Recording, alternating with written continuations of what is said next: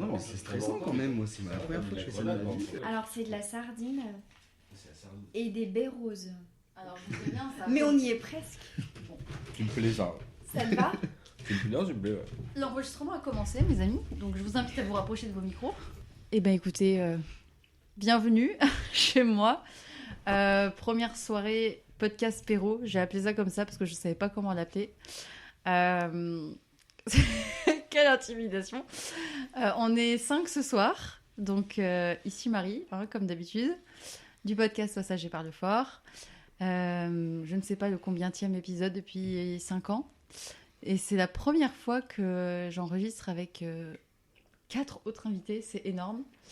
Du coup, ce soir, je suis en compagnie de Sarah, Émira, Martin et Louis. Nous avons besoin d'une pause rhume, non? Même pas? Ok. Absolument pas. Je vois pas de quoi vous parler. Petit tour de table rapide. Je vous invite à ce que chacun, vous puissiez peut-être dire qui vous êtes. Et ma petite question pour chacun, c'est comment vous vous sentez maintenant, aujourd'hui? Voilà. Moi, je vais commencer. Je suis super contente, comment on dit déjà, reconnaissante de la confiance que vous m'accordez. Parce que je sais qu'il y a plein de gens qui n'osent pas forcément prendre la parole et qui n'osent pas forcément parler de sujets. Enfin bref, on n'est pas chez le psy, mais bref, parler de soi ou parler de son expérience, c'est jamais simple. Donc merci, à chaque fois je dis merci aux gens qui viennent sur le podcast parce que ça me touche énormément. Et moi, comment je me sens? Donc reconnaissante, un peu fatiguée. Et j'ai hâte d'être en vacances. Et, et je suis toujours aussi contente de faire ce podcast. C'est toujours aussi trop chouette. Voilà pour ma part. Donc, je suis Sarah. Merci Marie pour son invitation. Je suis contente et un peu stressée d'être ici. Curieuse aussi de savoir ce que ça va donner. Donc, je me présente en quelques mots. J'ai 29 ans et bientôt 30, ce qui m'angoisse énormément. Bienvenue. Et dans la vie, je suis psychologue. La Alors pression. là, je sais pas. Bonsoir, moi c'est Émira. Avant d'être copine de Marie, je suis aussi ex-collègue de Marie. J'ai 34 ans. Je travaille dans le digital et c'était quoi ta deuxième Comment tu question? te sens? C'est la météo intérieure. La météo intérieure. C'est ça. Tempête de neige. Non, c'est ça. Non, en ce moment, je vis, ou j'envisage beaucoup de changements dans ma vie. Donc, je suis un peu perdue. Mais c'est pas péjoratif. Je suis perdue parce qu'il y a pas mal d'opportunités, de possibilités devant moi. Voilà. Et quand on a trop de choix. Donc, je suis bientôt, plutôt déterminée, je dirais. Ça te va comme météo? J'aime plutôt le vin. Voilà, c'est tout. Et 2 minutes que j'ai pas bu. Non, je m'appelle Martin, j'ai 28 ans. Et, je travaille dans la production audiovisuelle et je suis aussi vidéaste. Et très fan de musique électro aussi. Comment je me sens à l'intérieur en ce moment? Écoute, je suis un petit peu la ligne pour l'instant. Tout va bien. J'ai un peu fatigué, mais plutôt bien en ce moment. Eh bien, bonjour, bonsoir. Moi, c'est Louis, j'ai 25 ans. Je suis en reconversion dans la cybersécurité actuellement. Et au niveau de comment je me sens actuellement, déjà, j'ai très hâte que ce podcast commence, même s'il a déjà commencé, pour découvrir tout ce que les gens ont à dire et l'expérience qui en sortira. Et un peu comme Émira, moi, je suis face à plein de changements, mais c'est pas contrairement à elle ou autre, rien à voir. C'est moi, il y a plein de changements qui sont voulus et qui sont dans une voie de progression. Donc, du coup, j'ai hâte de découvrir et de devenir ce que j'aurais dû être ou ce que je suis amené à devenir. Du coup, si je résume, on a plus ou moins tous le même âge. On se dirige tous vers la trentaine. Toi, tu l'as dépassé. Oups, on le dit pas. Mais on a à peu près. C'est tous... pas du tout oups, hein, c'est hell yeah. Hell yes. parce que plus ça avance, mieux c'est, meilleur c'est. Mais oui. Ouais, du coup, pour ce premier podcast Péro, je sais pas comment on va l'appeler, mais j'avais pour idée de. Et je pense que c'est un sujet qui nous concerne un peu tous. On est à une date précise, et puis en général, on meurt, mais en général, on ne sait pas quand. On est tous plus ou moins confrontés à la question de la mort dans sa vie, de près ou de loin, soit à titre personnel, soit pour des proches. Et en fait, la question qui était derrière, c'était ok, on sait qu'on va tous y passer un jour. Est-ce que c'est le fait de le conscientiser, de le savoir, qui va nous faire agir différemment quand on vit ou pas? Quelles sont peut-être les manières possibles en fait d'agir en sachant qu'on va mourir? Est-ce que du coup on passe dans des excès et qu'on veut bouffer la vie dans tous les sens du terme et que ça peut prendre parfois des comportements pas forcément adaptés ou pas forcément toujours les plus logiques? Je sais pas. Je saurais pas dire quelle est la première question à poser là. Moi personnellement, j'ai très peu connu la mort chez d'autres personnes de mon entourage. J'ai quasiment pas vécu de deuil autour de moi. Par contre, j'ai frôlé la mienne il y a un peu moins de 10 ans. En 2015, j'étais dans un lit d'hôpital et je pesais 28 kilos. J'avais supplié pour être hospitalisée parce que je savais que j'allais y passer si j'y allais pas. Et je me rappellerai toujours que je suppliais l'univers ou je sais pas quelle force supérieure de me réveiller le lendemain. Et je me rappelle que je me suis promis que si jamais je survivais, je ferais tout pour mériter ce cadeau de rester vivante.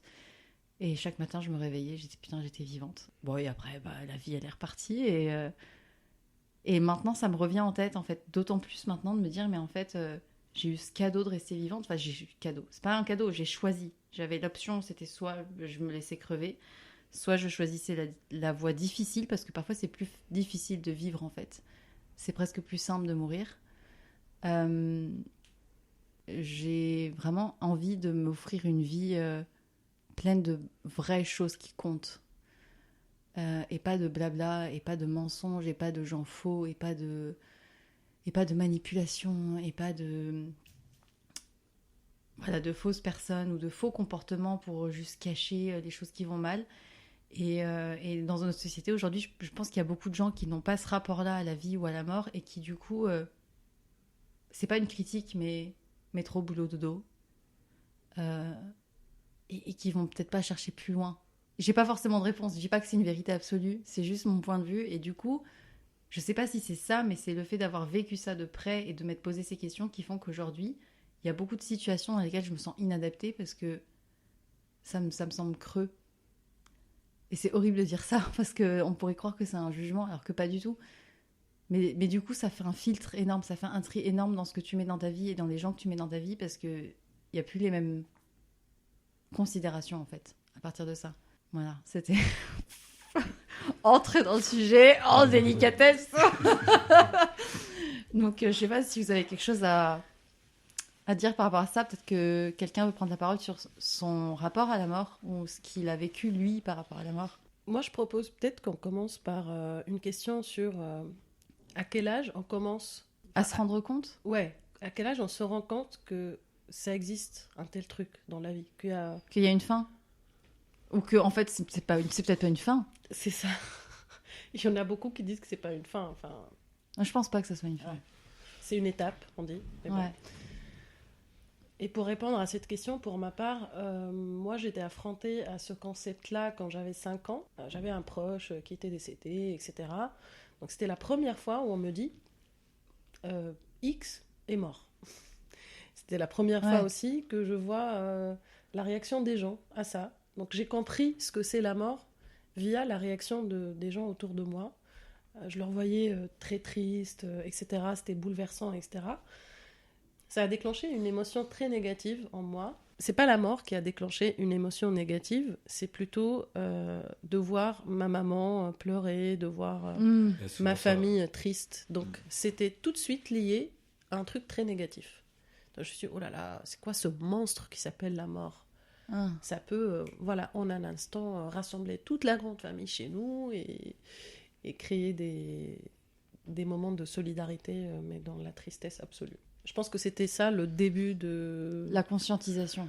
Voilà, la conscientisation. Après, bien sûr, c'est arrivé la peur de la mort, puisque c'était négatif à ce que j'ai vu. Ça veut dire que j'avais jamais une conversation avec un adulte qui m'explique c'est quoi la mort. Je l'ai Ouais. découvert directement en voyant un exemple. Et t'as pas eu l'occasion d'en discuter après, genre, d'une manière positive Parce que aussi, il y a souvent ce truc quand on est enfant et qu'il y a un proche qui meurt, je sais pas, un grand-parent, etc. Ce truc de, il était vieux, c'était l'heure, il va aller au paradis, ou... Enfin, ça C'est dépend ça. de la religion, tu vois. Ouais. Mais, Moi, malheureusement, le premier exemple qui m'est arrivé, c'était pas un vieux, c'était mon oncle, le frère de mon papa. Il avait 24 ans, accident de route. Donc, quand tu as 5 ans, et surtout dans le discours que tu entends, il n'y a pas ces arguments-là de il est vieux, il va partir au ciel, etc. Est-ce que par exemple on t'a dit il est parti, il reviendra pas, ou est-ce qu'on t'a dit réellement il est mort et sa vie s'est éteinte? Est-ce qu'on l'a verbalisé ça? Ouais, c'est plutôt la deuxième. Mais c'est hyper intéressant ce que tu dis. Ouais. Sa vie s'est éteinte. Est-ce que ça veut dire que ta vie, tout ce que tu as vécu, s'éteint? C'est comme genre, boum, pouf, c'est fini, c'est effacé. Parce que tu passes dans une autre galaxie, parce que tu disparais, parce que tu deviens de la poussière, parce que... Ton Tu expérience de cas s'arrête quoi. Mais après pour revenir sur le truc, c'est est-ce que les parents ont fait le travail de cacher ou de minimiser ce sujet-là et de vraiment te dire ou non si de t'expliquer qu'est-ce que c'était la mort et du coup toi de te permettre de faire ton deuil quoi. Ils te l'ont caché, ils te l'ont minimisé, ils te l'ont dit vraiment il est parti, il reviendra pas. Ouais, au début c'était il est parti, il reviendra pas. Ouais, c'est un départ et puis il a fermé la porte et... Après, quelques jours après, je me rappelle de ma maman qui a essayé un peu d'avoir des réponses plus rassurantes pour une petite fille. Mais tout était abstrait dans ma tête. Je voyais pas trop. C'est tellement abstrait, en fait. C'est vrai que c'est dur à conscientiser à l'âge de 5 ans. T'es même pas encore formé ou autre, donc comprendre C'est que ce qui t'anime en toi peut disparaître, enfin même le toi intégralement peut disparaître. C'est vrai qu'à 5 ans, c'est dur à conscientiser. Hein. Et c'est surtout aussi parce que dans notre société, on considère qu'il y a un début et il y a une fin, et que personne ne connaît ce qu'il y a après, parce que, logique, C'est vrai que personne n'est revenu, ça. Oui, a priori, personne n'est revenu encore, mais en fait, on ne sait pas ce qui se passe derrière. Et il y a tellement de mystères qui entourent ça, qu'au final, je pense que ça reste tellement quelque chose qu'on ne contrôle pas, que fatalement, ça fait peur. C'est ça, la peur de l'inconnu, en fait. C'est parce qu'on ne sait pas ce qu'il y a derrière. Mais ça vous fait peur, vous, la mort? Plus maintenant. Plus maintenant, c'est ça, moi aussi. Non. Et qu'est-ce qui a fait le plus maintenant? Est-ce que tu l'as frôlé, tu l'as... Je pense sincèrement qu'il y a quelque chose après. Ok. Et c'est venu d'où? C'est de quoi?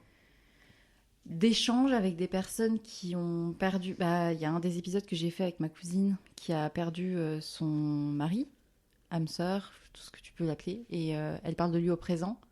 Elle a vu une médium qui lui a dit des choses que Julien, son mari, lui aurait transmis par l'intermédiaire de cette médium. Personne d'autre ne pouvait savoir ça. Il y avait des éléments de détail que personne ne pouvait savoir, où elle lui a donné des indications précises de ce que Julien lui disait, par rapport à des souvenirs, par rapport à des choses qu'ils ont vécues ensemble. La médium ne la connaissait pas du tout. Et aussi, il y a eu tellement de livres sur les expériences de mort imminente, où tu as des gens qui sont revenus, effectivement, mais qui ont eu un pas juste dans l'entrée de la mort, entre guillemets, et qui ont clairement vu l'après, en mode... chacun a vu peut-être des proches, etc., qui sont déjà partis, et je pense que, clairement, la vie après est beaucoup plus douce. Et c'est un autre épisode que j'avais fait avec, justement, une médium, où elle voyait ça comme un peu... Elle donnait... Alors, c'est sa vision des choses, mais que quand on meurt, on devient des paillettes d'énergie. Et que, parce que, en fait, nous, là, notre carcasse, notre enveloppe physique, c'est juste une enveloppe qui nous permet d'être vivants, qu'il y a des organes, il y a du sang, etc. On vit sur Terre. Mais où après, quand tu prends conscience qu'il y a aussi une question d'énergie, quand tu fais un peu des recherches sur les notions d'énergie, etc., on est juste des atomes d'énergie. Pourquoi est-ce que, une fois qu'on meurt, cette énergie qui est à l'intérieur, qui est notre âme, qui est nos émotions, nos sentiments, etc., pourquoi est-ce que ça s'arrêterait? Parce que c'est des énergies. Donc à partir de là, tout est possible, tu vois. Vu qu'on n'a plus l'enveloppe physique, tu peux très bien te dire, en fait, bah peut-être qu'on devient autre chose après et qu'on voit plein de choses, peut-être pas. Mais du coup, j'en ai pas peur parce que... Alors, j'en ai pas peur, mais j'ai quand même l'intention d'en profiter au maximum pendant que je suis sur Terre. Hein. Je sais pas. Mais c'est plus quelque chose qui me fait peur parce que la seule chose qui me fait peur, c'est de pas faire les bons choix pour en profiter au mieux. Donc, c'est plus ça, tu vois. Il y a quand même une notion de profiter, quoi. Profiter. C'est encore un terme à définir, mais profiter. Ok, on le redéfinira peut-être plus tard. Ça, tu prends la place de l'intervieweur, là. Je sais Je suis pas. intimidée. En fait, en vrai, j'ai jamais été interviewée. On inverse les rôles, pourquoi pas. Bah, c'est le concept de la table ronde. J'avoue. Toi, du coup, quand est-ce que tu as commencé à te rendre compte de ce concept? Moi, la première chose marquante où j'en ai pris conscience, c'est quand j'avais 20 ans. Quand j'avais 20 ans, j'ai perdu mon père, qui a eu un cancer fulgurant à partir du moment où il a appris qu'il était malade, on a appris qu'il était malade. Et le moment où il est parti, il s'est passé 4 mois, donc ça a été assez violent sur le moment. Et il y a eu une deuxième fois où, après, quand j'avais 23 ans, j'avais ma meilleure amie qui était dépressive. De fil en aiguille, ça faisait 8 ans qu'on se connaissait, moi j'étais assez présent et je suis quelqu'un d'assez introverti, elle était aussi introvertie. On se livrait beaucoup, donc quand elle allait pas bien, c'est à moi qu'elle se confiait. Et petit à petit, ça a fait que finalement on a décidé de se mettre en couple. Depuis longtemps, il y avait des sentiments qui étaient plus que de l'amitié. Mais ça n'a pas suffi et c'est quelqu'un qui s'est suicidé à 23 ans du coup. Et donc ça a été la deuxième fois où je l'ai vraiment vécu de face. Maintenant, sur le rapport à la vie aujourd'hui, je pense qu'aujourd'hui, c'est hyper badant le type. Attends, Mais ça va. Rapproche. Ok. Mais non, aujourd'hui ça va, je pense que c'est assez derrière moi et ça m'a donné beaucoup de clés. Je pense surtout, comme tu disais Marie, sur l'appréhension de la vie après et l'envie de croquer la vie à pleines dents. Je pense que l'important en fait c'est ça, c'est de vivre sa vie d'une manière à ne rien regretter. Moi je sais qu'il y a plein de changements qui sont passés à partir de ce moment-là. Enfin, ça a pris un petit peu de temps évidemment, mais où j'ai été de plus en plus honnête avec moi-même et à me dire qu'au final, qu'est-ce que tu as à perdre, tu vois. Et au final, je dirais pas que c'est une chance d'avoir vécu ça aussi jeune, mais ça a déclenché énormément de choses positives dans ma vie. Ça a fait que je suis parti à l'autre bout du monde, ça a fait que j'ai fait des rencontres exceptionnelles, que j'ai fait un tri énorme dans ma vie et que j'ai accepté des nouvelles personnes dans ma vie qui m'apportent énormément aujourd'hui et où peut-être d'autres personnes, je me rendais pas compte, m'apportaient pas autant alors que je les connais depuis beaucoup plus longtemps. Enfin voilà, c'est tout ça pour dire, ça a été un élément déclencheur forcément qui est assez destructeur sur le moment, mais sur le long terme ça renforce. Et la prise de recul de ce genre d'événements, je pense qu'il n'y a pas d'autre chose qui vous fait aimer la vie au final plus qu'autre chose. Est-ce que tu te sens en décalage Aujourd'hui, par rapport à d'autres personnes? Aujourd'hui, en décalage dans le sens où forcément que j'appréhende les choses d'une autre manière, la façon de vivre, elle est différente. Mais non, heureusement, non. Il y a plein de gens avec qui aussi je ressens aucun décalage et pas forcément qui ont vécu la même chose et j'ai pas besoin d'avoir des gens qui ont vécu exactement la même chose pour me sentir compris. Là où, à l'époque, j'étais vraiment dans une recherche et j'avais vraiment cette impression d'être en décalage avec tout le monde.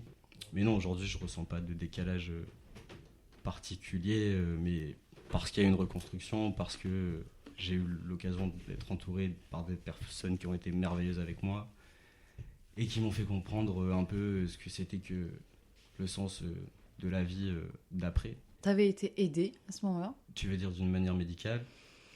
Peu importe, c'est quoi qui t'a aidé ou en tout cas comment t'as traversé ça? Ce qui m'a beaucoup aidé, c'est le voyage, de partir très loin et je conseille pas à tout le monde qu'il faut se barrer absolument le plus loin possible pour essayer parce que ça peut rester une fuite en avant. Mais juste de rencontrer d'autres cultures, d'autres manières de vivre. Ça fait prendre du recul sur sa propre vie et tu te rends compte aussi qu'il y a des gens qui vivent des choses qui sont tout aussi difficiles et je pense qu'il n'y a pas d'échelle en fait dans le malheur au final. Et je sais pas, quand tu vois des gens qui vivent, même aujourd'hui, quand on voit là, aujourd'hui les conflits qu'il y a actuellement, il y a des gens qui meurent tous les jours, il y a des gens qui sont confrontés à la mort de leurs proches tous les jours. Moi, ma propre histoire, ça m'appartient, mais c'est une histoire triste parmi tant d'autres. Au final, tu te rends compte qu'il y a beaucoup de gens qui ont vécu par des chemins complètement différents, des choses qu'on peut juger tristes. Maintenant, quand tu sépares le jugement de ce qui est bien et ce qui n'est pas bien pour toi, ça reste des expériences, et dans toute expérience, il y a des choses à prendre, il y a des choses à apprendre. Plus tu t'attardes sur ça, sur les leçons que ça te donne, les expériences que tu vis, tu te renforces en fait, en tant que personne, en tant qu'être, et tu es encore plus armé pour vivre ta vie, justement. Ça me fait penser à un des précédents épisodes que j'ai enregistré avec Corinne. Et elle avait dit cette phrase: on est tous responsables de ce qui nous arrive sur Terre. Et c'est hyper, hyper dur à entendre à des moments parce que elle disait, les personnes que tu rencontres, les situations que tu vis, on est tous responsables. On l'a choisi. Moi, j'étais t'es gentil, mais va dire ça à des gens qui se font tirer dessus ou qui ont un accident de voiture alors qu'un mec en face était bourré. Comment tu peux recevoir ça? Et c'est vraiment, j'ai eu cette conversation il y a genre même pas une semaine avec un mec qui vit à l'autre bout du monde. C'est encore une rencontre chelou, mais il vit à l'autre bout du monde en Thaïlande. Et il me disait, je peux pas dire ça à tout le monde, mais je considère qu'il y a des choses qui se passent sur Terre ou individuellement qui sont désastreuses. Mais parfois, si on recule, des fois, il y a des explications on ne peut pas l'expliquer, c'est au-dessus. Et ça arrive, mais il y a toujours des choses où après, quand ça t'est arrivé, à titre personnel ou à titre général, où ça amène à quelque chose qu'on peut apprendre. Mais tu peux pas, quand tu vis ce genre de choses hyper dures, de te dire « Ah bah super, qu'est-ce que je vais apprendre ? Dis donc, je suis curieux. » Mais pour autant, toi, il en est ressorti du positif, mais est-ce que t'as pas ressenti de l'injustice ou de la colère aussi ? Bah, là, je te parle de ça 8 ans après. Et évidemment qu'il y a eu du temps et que... Après, c'est deux choses différentes, si tu veux, si on compare les deux... Enfin, si tu analyses les deux confrontations à la mort, c'est que mon père, ça a plus été quelqu'un qui avait envie de vivre et qui n'a pas pu. Ma meilleure amie, c'était plus quelqu'un qui pouvait vivre mais qui n'a pas voulu. Moi, de mon point de vue personnel, si tu veux, c'est que heureusement que ça s'est passé dans cet ordre-là. Enfin, heureusement, je sais pas si c'est le mot, mais quand ma meilleure pote est décédée, si tu veux, moi, j'avais plus envie de vivre. J'avais plus envie de rien. J'étais complètement détruit à l'intérieur. Et une des choses qui m'a aidé à tenir, si tu veux, c'est de me dire, je peux pas faire ça à mon père, je peux pas faire ça à ma famille, je peux pas faire ça à ma mère, je peux pas faire ça à ma petite sœur, parce qu'elles ont déjà vécu quelque chose de traumatisant. Donc si moi je m'enlève la vie, je les condamne à vivre leur vie en devant accepter aussi ma mort, tu vois. Et en fait, d'avoir vécu la mort de mon père avant, ça a fait que ça a été la première chose qui m'a donné l'impulsion de pas me retirer ma propre vie, parce que je pouvais pas trahir sa confiance. Lui, il aurait voulu vivre, donc je vais vivre pour lui parce qu'il a pas pu vivre, tu vois. Maintenant, tout à l'heure on parlait de comment on voit la vie vis-à-vis de la vie et la mort, est-ce qu'il y a quelque chose après, etc. Moi, j'ai entendu un très beau poème à la mort de ma meilleure pote, où il y a quelqu'un qui a dit que en fait la vie c'est comme une grosse croisière, tu vois.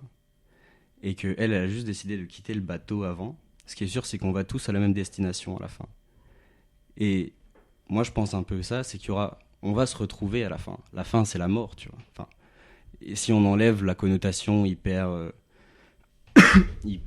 négative, ou la peur qui est liée à ça, etc., on se reverra. Et moi, j'ai juste envie de dire, bah écoute, regarde tout ce que t'as raté. Et aujourd'hui, moi, je vis ma vie comme ça. Je me dis, mais je vais vivre pour tous, enfin en tout cas ces deux personnes-là qui n'ont pas pu, et je leur raconterai en fait ce que c'était que la vie, tu vois. Et je leur donnerai tort enfin en tout cas elle, je lui donnerai tort de s'être enlevé la vie. Bah, peut-être qu'elle aura des choses à te raconter qu'elle aura vu là-bas. Hein. Bah écoute, on sait ça pas, en il s'est peut-être passé des trucs de fou. Hein. Tu sais pas, sympa aussi. Écoute, il y a... on sait pas, peut-être que c'est la plage, peut-être qu'il y a des trucs cool aussi. Hein. Peut-être. Mais en tout cas, ce qui est sûr, c'est que, comme on disait tout à l'heure, c'est que la vie sur Terre, comme tu disais, de cette enveloppe, peut-être que ça se passe qu'une fois, autant l'explorer au maximum et pas... jusqu'au moment où forcément on sera malade un jour, il y aura forcément... tu vas te détériorer avec le temps, ton enveloppe se détériore. Donc tant que tu peux profiter alors qu'elle est en forme, bah fonce quoi, tu vois. Donc, story, le short story. Il y avait des choses à dire. Mais très intéressant. Quelque chose à dire, Sarah?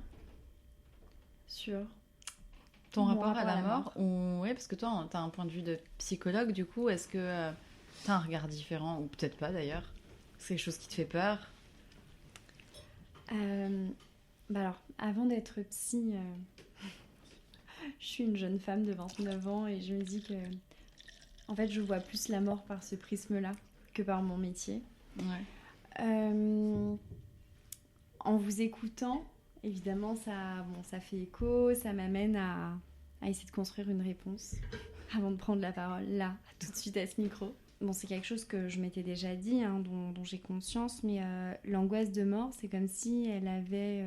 Oui, je parle d'angoisse de mort parce que c'est vraiment ça, je suis très angoissée par la mort, et depuis très jeune, donc c'est comme si ça avait un petit peu guidé jusque-là ma vie, mon existence en tout cas, mais pas me concernant. Ça t'inquiète pour les autres? Ah oui, mais d'une manière qui m'empêche presque de vivre. C'est la mort de qui te stresse? De mes très proches. Ouais. J'entends par là mes parents et mon frère avant tout. Et je sais pas à quel âge ça a commencé. Tout à l'heure, Émira, tu demandais à quel âge. Et alors 5 ans, c'est très jeune. Hein.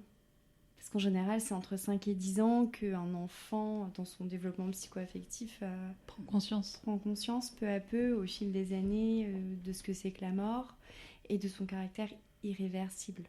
Le sommeil et la mort sont deux choses différentes. Et à 10 ans, en général, l'enfant peut dire « Ah oui, la mort, c'est irréversible. Mon proche, mon copain, mon ami, mon chat, mon poisson ne reviendront pas. » Et alors moi, je serais incapable de dater ma première prise de conscience, mon premier contact avec la mort. J'ai très peu de souvenirs aussi de mon enfance.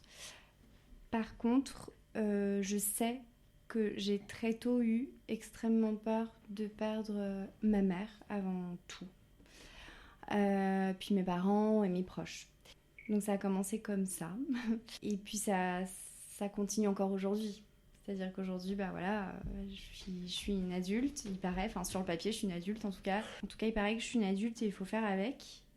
Et aujourd'hui, c'est un peu mon métier, ce rapport à la vie et à la mort, parce que je travaille dans un service hospitalier auprès de personnes qui sont très très malades, dont le corps ne les fait plus vivre. Donc il y a une défaillance des organes qui fait que les gens ne se suffisent plus à eux-mêmes. Et eux, ils le vivent comment ça? Eh bien, il y en a qui sont pris également dans de grandes angoisses de mort et d'autres qui banalisent ou arrivent à rationaliser ou n'y pensent pas.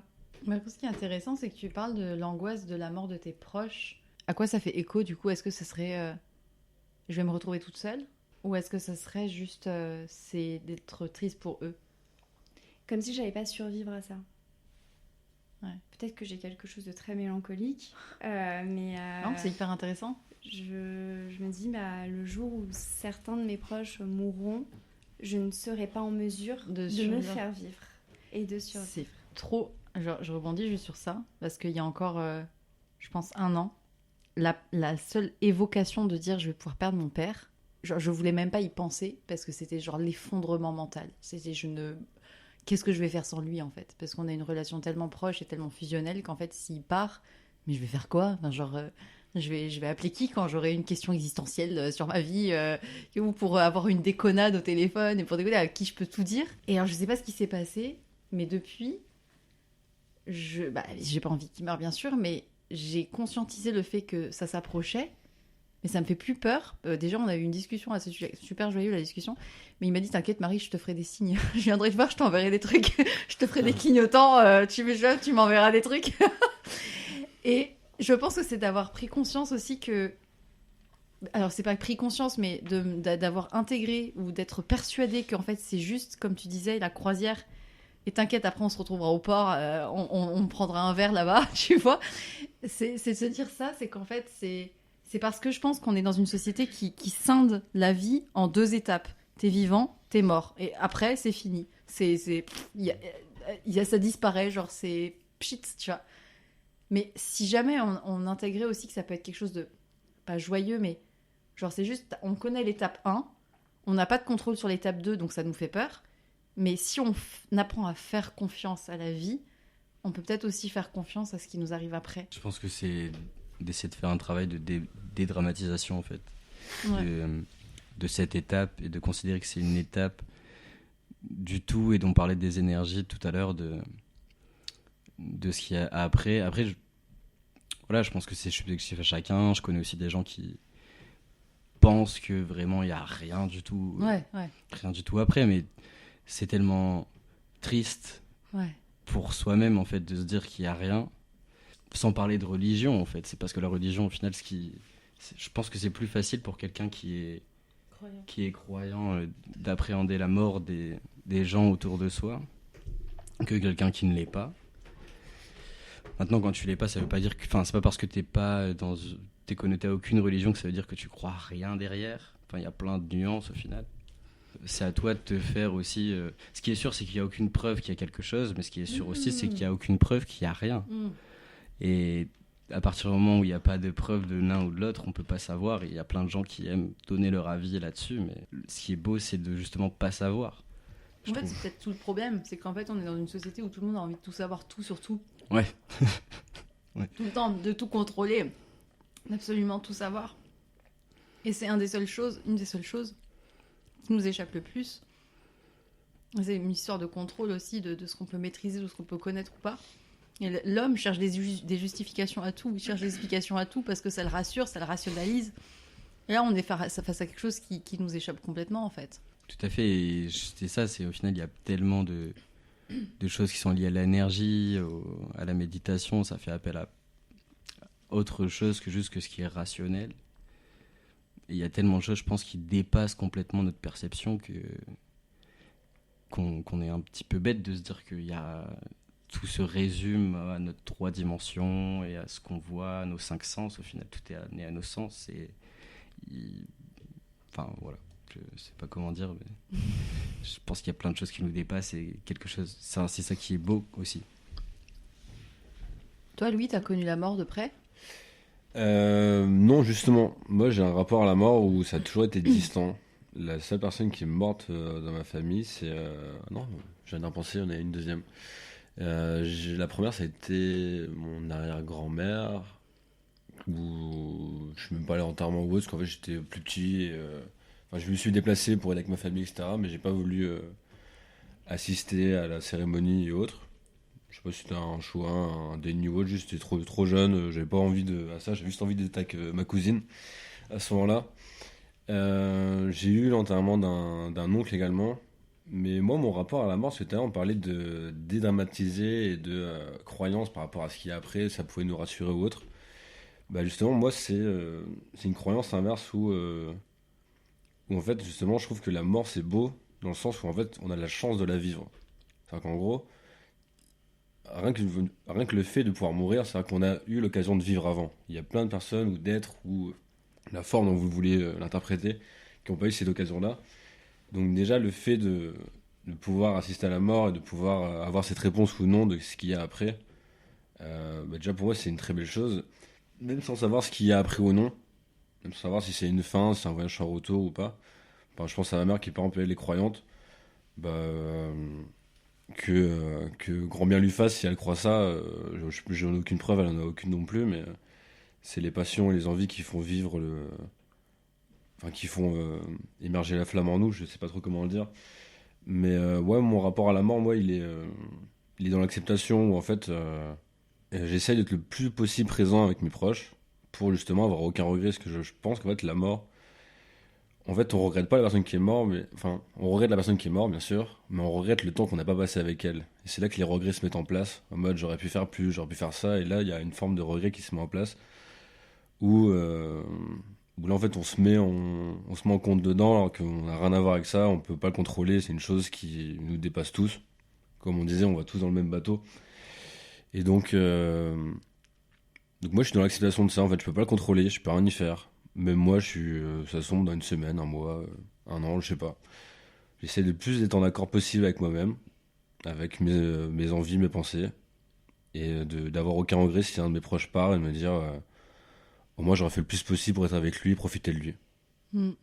Donc je suis dans vraiment une phase d'acceptation en fait où si la mort arrive, dans tous les cas elle est là, donc elle viendra quand elle viendra. C'est l'âge de la raison, alors on est tous dans l'âge de... Ouais, je dois être... C'est peut-être l'étape de la vie où peut-être on se rend un peu plus compte de ce qui compte. Je sais pas. Et en même temps, je me rends compte aussi, c'est un sujet qui est hyper tabou en fait. Et c'est marrant parce que je regardais à nouveau une des citations, et je vous l'avais pas envoyée parce que avant de faire l'épisode, j'avais envoyé une petite lecture à mes invités, le petit devoir. Et La disserte. je suis sérieuse, hein. Et il y avait une citation que j'avais pas mis de Osho. C'est un petit peu celui qui m'inspire beaucoup depuis quelques temps. Et il dit, mais tout le monde a peur de la mort, cela aussi est contagieux. Tes parents ont peur de la mort, tes voisins ont peur de la mort, les petits-enfants commencent à être infectés par cette peur constante tout autour. Tout le monde a peur de la mort, les gens n'ont même pas envie de parler de la mort. Et il n'y a que 2 tabous dans le monde, le sexe et la mort.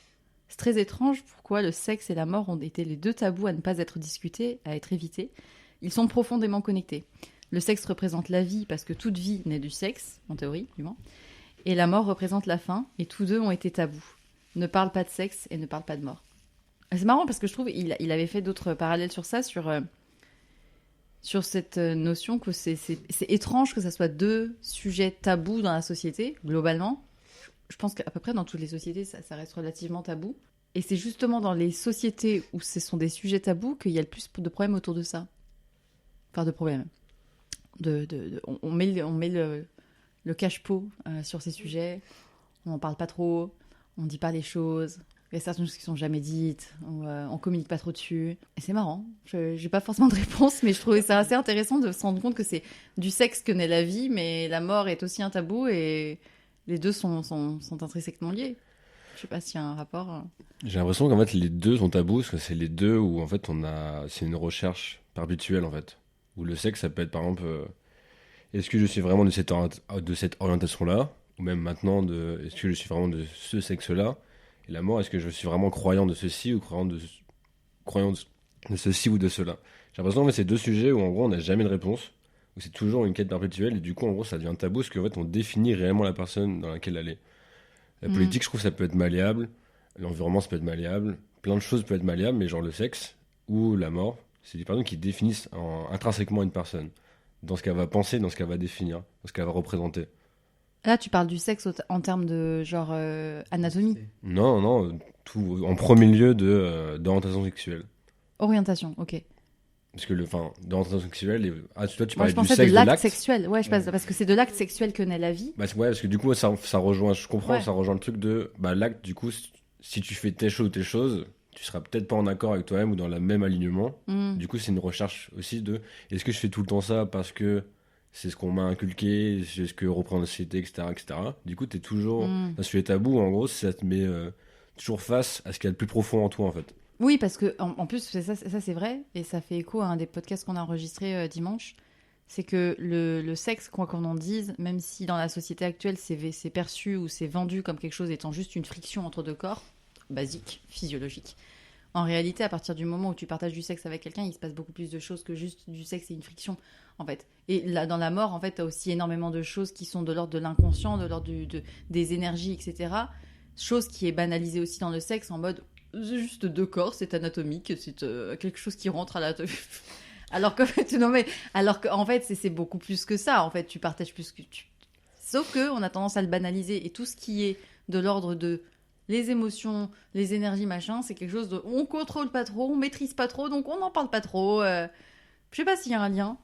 Ça a dévié, disons, cet épisode qui doit...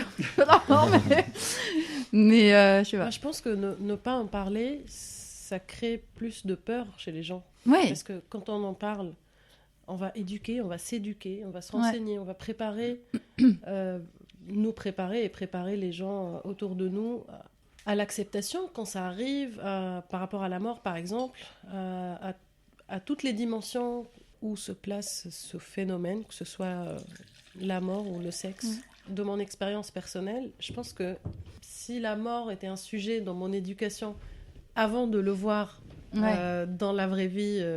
si ça avait été évoqué, quoi. Si ça avait été évoqué, je pense que j'aurais été un peu plus préparée à ça. Est-ce que tu penses pas que ça soulève du coup une autre question, c'est que pour qu'on puisse éduquer quelqu'un, ça veut dire que il faudrait que tout le monde soit aligné sur une même conception de la mort pour tirer la même leçon et donc en fait t'expliquer comme un livre ouvert, tu vois, avec une... Comment dire, un petit perdu complètement le mot, mais un manuel, tu vois, qui t'explique que, bah, écoute, la mort, ça arrive, il va se passer ça.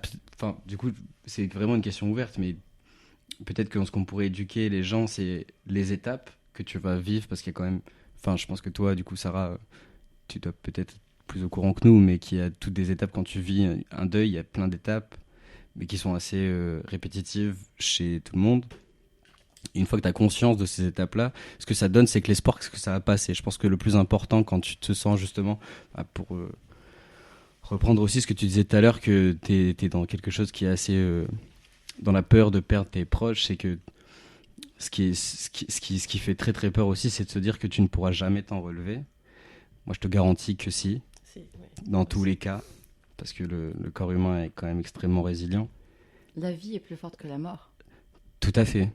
Tout à fait, mais ça c'est la prise de recul et je pense qu'il y a beaucoup de gens aussi qui restent bloqués, qui n'arrivent pas à prendre ce recul, mais c'est en effet, pour rejoindre ce que dit Emira, c'est que si on te préparait à toutes les étapes que tu vas vivre, le choc au début, après tu t'en veux, enfin... C'est comme une rupture un peu. Quand tu sais, il y a des étapes aussi, genre d'acceptation, de deuil, de machin, de... C'est un deuil aussi à faire. Ouais, c'est un deuil aussi, la rupture émotionnelle. Mais oui, pour te répondre, oui, il y a cette partie-là de... Voilà la démarche. Quand ça arrive, il y a ça, il y a ça, il y a ça. Mais moi, ça n'a pas été évoqué pour moi, même la définition. Ce que c'est, c'est comme si je ne savais pas que ça allait arriver à un moment. Ouais, et à l'âge de 5 ans, je pense justement que c'était trop tôt. Donc j'ai jamais pensé à ça, j'ai jamais vu d'exemple, on m'a jamais dit écoute, puisque tu es né, tu vas aussi mourir. c'est le contrat. C'est la suite logique, c'est le voilà. C'est assigné au départ. Voilà. C'est marrant, en fait, moi j'ai dit que j'avais pas vécu la mort d'autres de proches, mais la première fois que j'ai vécu la mort, c'était mon arrière-grand-mère quand j'avais 5 ans. Et je me rappelle que ma mère était très très proche de mon arrière-grand-mère parce qu'elle avait été élevée par sa grand-mère du coup. Et quand elle est morte, on a été conviés à la cérémonie, machin. Et en fait, ma maman m'avait demandé est-ce que tu veux voir le corps de ton arrière-grand-mère. Et moi, j'avais dit ouais, je veux voir. Ouais. Et en fait, je me rappelle qu'elle était dans une pièce, allongée sur la table. Et ça m'avais fait peur, en fait. Je m'étais dit, mais elle est froide, elle est blanche, elle est immobile. Et en fait, je m'étais sentie dans un malaise pas possible, mais parce qu'il y avait toute cette ambiance autour. Parce que tu m'aurais mis au Mexique où ils dansent autour de la tombe en mode fiesta, genre génial, il va faire sa best life. Et est-ce que tu vois, c'est une question de culture aussi? Parce qu'il y a aussi des pays, typiquement, alors je ne suis pas encore très spécialiste, mais dans la religion hindouiste, pour eux, il y a de la réincarnation. Donc en fait, finalement, ils savent qu'ils vont se réincarner en un animal ou autre chose. Donc en fait, c'est juste un transfert et puis on espère qu'il va repartir dans un bon... un bon animal ou je sais pas, tu vois, un bon quoi, pas une limace ou un truc. Il y a pas de non mais c'est vrai que l'ambiance autour c'est ça joue. Construit la mémoire de l'enfant quand tu es très jeune et tu affrontes. Et ce que tu transmets aussi après toi à tes générations, tout ce que tu as inculqué après tu le traduis. Donc en fait, si un jour vous avez des enfants, vous feriez quelque chose de différent par rapport à ça? Moi, avant de répondre à ça, j'allais te poser la question de est-ce que là maintenant tu referais, je le souhaite pas, mais est-ce que tu referais la décision de voir le corps si quelqu'un est amené à passer de l'autre côté? Alors si c'était aujourd'hui, à l'heure actuelle, j'en aurais peut-être pas besoin et je crois que je m'en foutrais complètement. Après, tu préfères garder les souvenirs de la personne. C'est même pas vivante. ça, c'est juste qu'en fait, la personne, je m'en rappelle pas en tant que son corps, tu vois, j'ai pas besoin de voir son corps pour me rappeler de ce qu'elle me représente pour moi. Tu gardes plus l'énergie et le lien. C'est vrai. Après, j'ai lu dans beaucoup de ressources, parce que moi j'ai fait mon chemin, je vais peut-être vous parler de ça après, mais j'ai fait mes recherches, etc. pour m'en sortir quand c'était très difficile. Dans plusieurs ressources, on dit que voir le corps, ça aide beaucoup Ah ouais. pour accepter, pour faire le deuil. Ça fait presque partie des étapes nécessaires pour faire son deuil. Intéressant, ok. Ouais. Mais Parce que ça rend réel la mort. C'est ça. le fait que la personne, elle est. Ouais. Parce que c'est vrai que dans plusieurs... Je sais pas si toi, Martin, t'es passé par là ou pas, moi en tout cas, oui. Il y a beaucoup le déni au début. Il y a beaucoup le déni. Donc moi, l'expérience qui était beaucoup plus marquante que celle où j'avais 5 ans, c'est quand j'avais 21 ans et j'ai perdu mon frère. Donc c'était, voilà, il avait 20 ans, donc on était très proches, etc. C'était imprévu, accident de moto. Ah, ok. Voilà.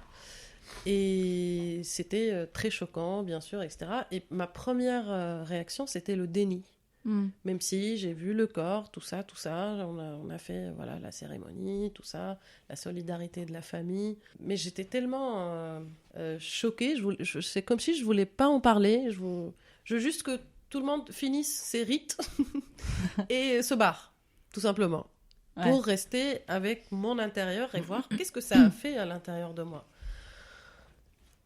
Donc oui, c'était très très dur et je maîtrisais pas encore la notion de deuil, tout ça. Du coup, j'étais dans le déni, mais je savais pas que j'étais dans le déni. Je pensais avoir fait mon deuil, mais c'était pas le cas. Et quand est-ce que j'ai compris que j'ai pas fait le deuil?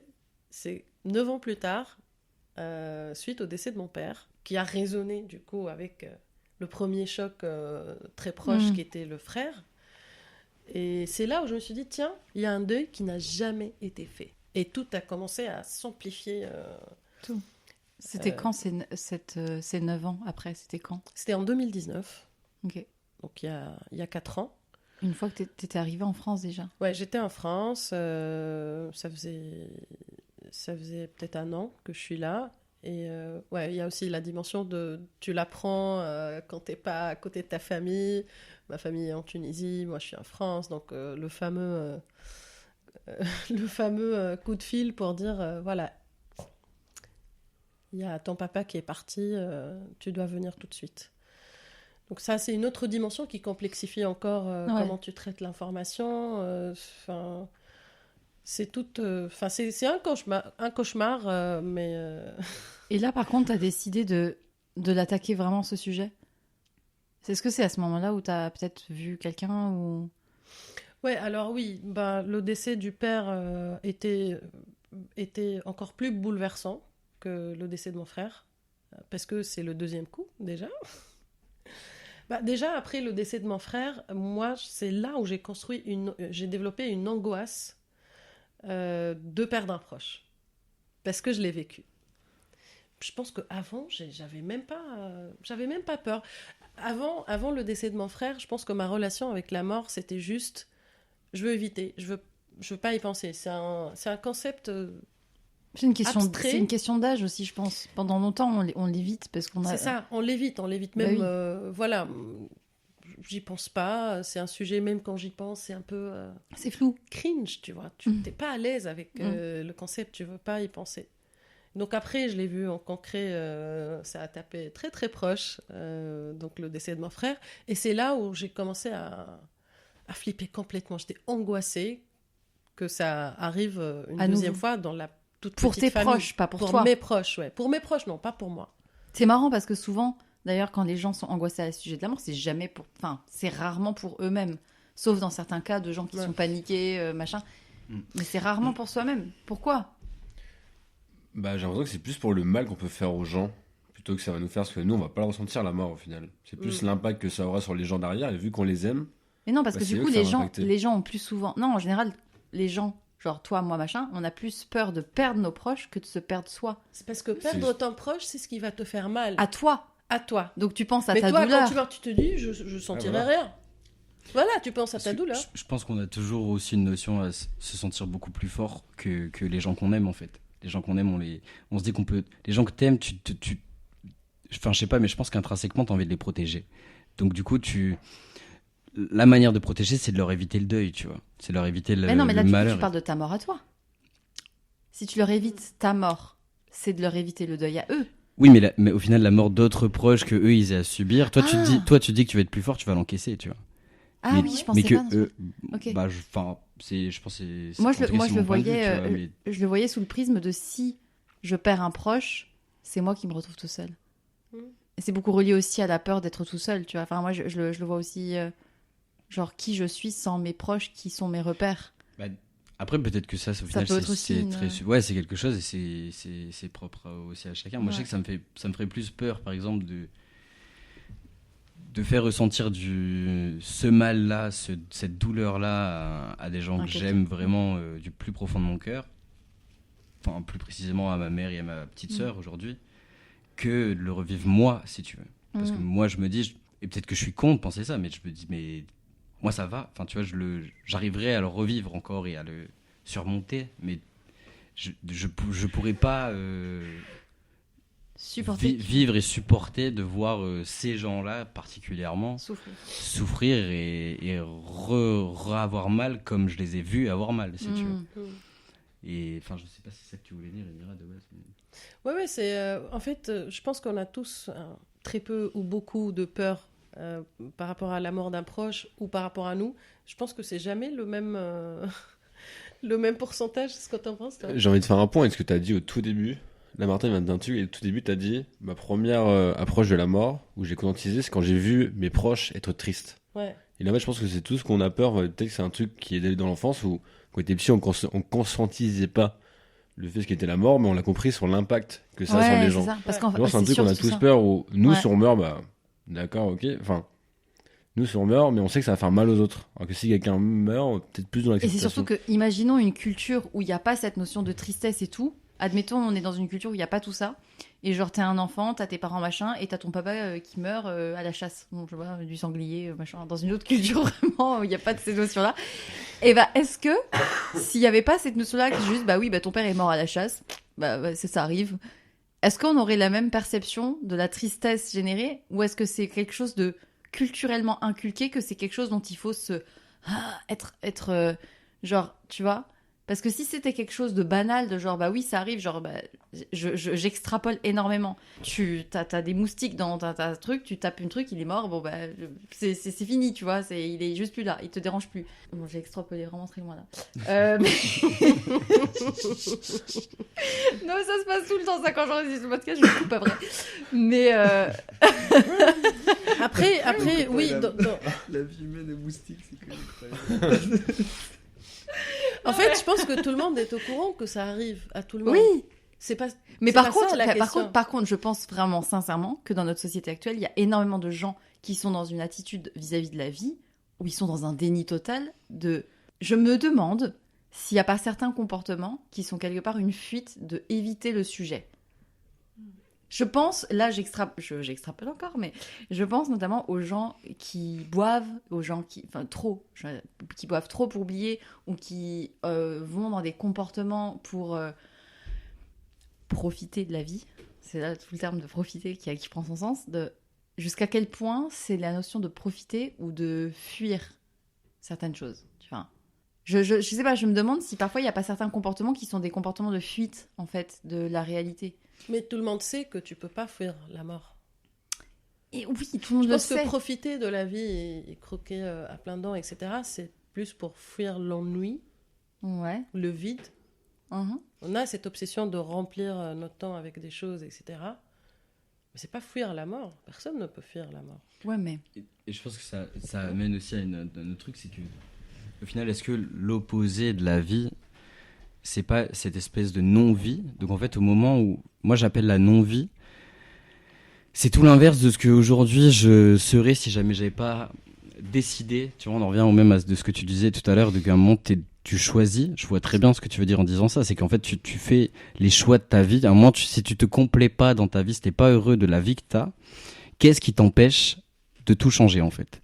Il y a beaucoup de choses qui font peur. Et la majorité des gens se mettent énormément de barrières en Genre, fait. Je sais pas, des stéréotypes de gens enfin, tu le vois, c'est des profils de personnes qui font que de se plaindre au final, mais qui ne changent rien, tu vois. Et ils restent à se complaire dans cette non-vie en fait. Pour moi, c'est ça, c'est la non-vie. C'est juste de pas vivre la vie comme t'aimerais la vivre en fait. De pas être ce 2.0 de toi-même en fait. 2.0. Mais c'est ça, c'est un 2.0. Je pense qu'au final, quand t'es confronté à la mort et que tu comprends tous ces trucs-là, c'est une source qui fait que derrière tu comprends ça. Et je pense qu'il y a d'autres sources, t'es pas forcément obligé d'être confronté à la mort. Mais c'est cette envie de devenir le 2.0. Qu'est-ce qui t'empêche d'être qui t'as envie d'être en fait? Mais il y a, tu sais, aujourd'hui, je pense sincèrement qu'il y a des gens qui ne se posent pas la question. Et c'est ça qui est extrêmement Ça, triste. c'est la non-vie. Voilà, c'est ça. Mais Pour moi, c'est pas la mort, c'est la non-vie. Tu mais vois. il y a c'est l'entre-deux qui quantité. est terrible, quoi. Mais il y a une quantité faramineuse de gens. Tu échanges avec eux, c'est chouette et tout machin, mais enfin.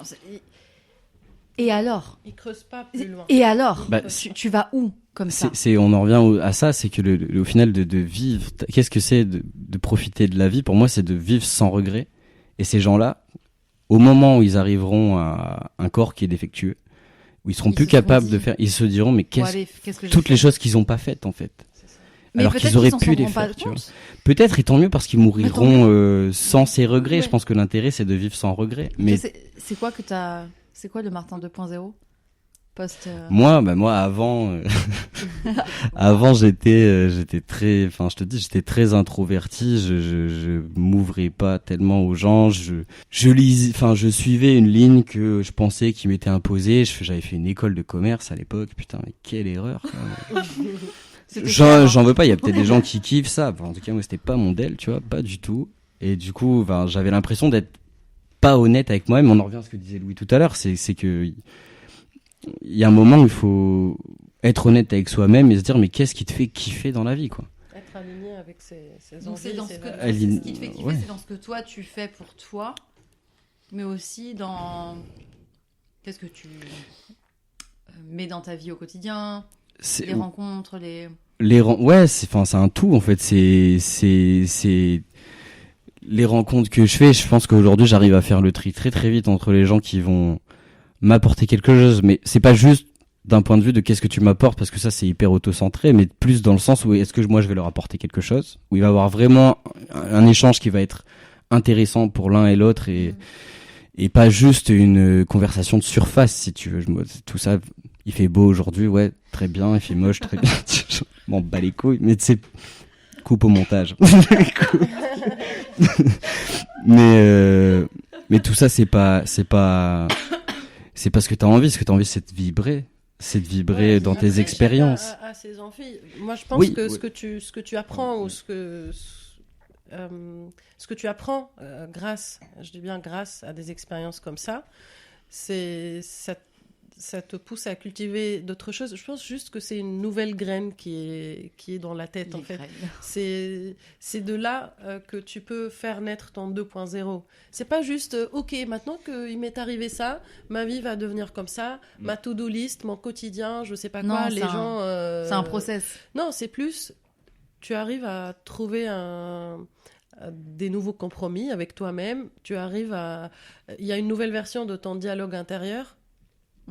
Et quand tu deals avec tout ça à l'intérieur et tu trouves une petite formule, un petit common ground entre tout ça, c'est là où tu commences à accepter et puis redémarrer un peu, reprendre le fil de la vie avec le 2.0. Et je pense qu'il y a tout un truc aussi qui est lié aussi à la société, parce que je pense qu'il y a énormément, tu te parlais tout à l'heure des gens qui sont dans cette non-vie, je sais plus comment dire. C'est dur à dire, ouais. C'est un qui sont dans une vie, mais tu sais, qui au final sont pas heureux dans ce qu'ils sont en train de vivre. Mais ils s'en rendent pas forcément compte. Ouais, mais et je pense qu'il y a quand même une part qui est vachement liée au jugement de la société, parce qu'on te dit pas que forcément ce que tu aimes. Enfin après là je sais pas, parce que je vais parler de choses hyper subjectives, mais je sais que pour moi, ça c'est peut-être une autre discussion, mais justement ces choses aussi fortes et aussi profondes, ça fait que forcément t'as des Et coupez-moi si jamais vous n'êtes pas d'accord, et je suis très Mais prêt à l'entendre. il Mais n'y a pas de vraie ou de bonne réponse, il n'y a Non, pas mais de c'est- vraie situation. moi, je sais que ça m'a énormément aidé, tout ce qui va être artistique. Ouais. Parce que c'est un moyen de démonstration, c'est un moyen aussi d'extrapoler ce que toi t'as vécu et de comprendre qu'il y a des choses, enfin il y a d'autres personnes qui ont vécu aussi des choses, et c'est qu'une histoire de sentiment, que ce soit dans n'importe quel art, tu exprimes quelque chose, et si t'es en capacité et que t'es sensible à ça, tu peux recevoir ou ressentir les choses grâce à ces choses-là, tu vois, que ce soit la musique, que ce soit le cinéma, que ce soit la peinture, que ce soit la poterie, que ce soit tout ce que tu veux. En fait, c'est marrant parce que ça fait exactement écho à tout ce même, mais c'est exactement le même fondement. C'est que je pense que quand tu commences à te poser ces questions-là de qu'est-ce que je veux dans ma vie pour me sentir heureux, fatalement, tu te mets à te poser des questions de qu'est-ce qui me fait naître des émotions positives, qu'est-ce qui vibre à l'intérieur, etc. Donc en fait, tu rentres à l'intérieur et par le biais de la mort parfois, du coup, tu plonges dans des émotions auxquelles on n'est pas confronté d'habitude. Or, on est dans une société, si je résume, qui, la vie normale des gens qui ne se posent pas de questions, ne descendent pas dans le corps des émotions. C'est quoi qu'il y a dessous? C'est quoi que ça te génère? Est-ce que ça te fait vibrer? Est-ce que tu es heureux? Est-ce que ça te rend ému? Est-ce que ça te fait des papillons? Est-ce que ça te rend en colère? Est-ce que ça te rend frustré? Est-ce que ces gens-là ne sont pas descendus dans le corps pour sentir ces choses-là?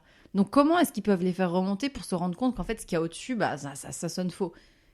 Le vrai problème, c'est que nous, dans notre société, on n'est pas éduqués en tant qu'enfant. En général, on n'est pas éduqués à descendre en bas. Et quand tu es confronté à des situations difficiles, de mort, de maladie, de difficultés, c'est pas obligé de passer par la mort, ça peut être des choses plus matérielles, mais des fois, tu es obligé, par le fait des circonstances intérieures, de descendre dans les émotions qui sont dessous. Tu vas peut-être travailler avec un psy ou autre pour les faire remonter, te rendre compte, ah bah putain, en fait, j'avais pas réglé ça quand j'étais gosse, et en fait, c'était ça que j'avais refoulé, machin. Ça fait remonter des émotions que tu n'avais jamais travaillées avant, et tu te mets à te poser des questions autour de ces émotions.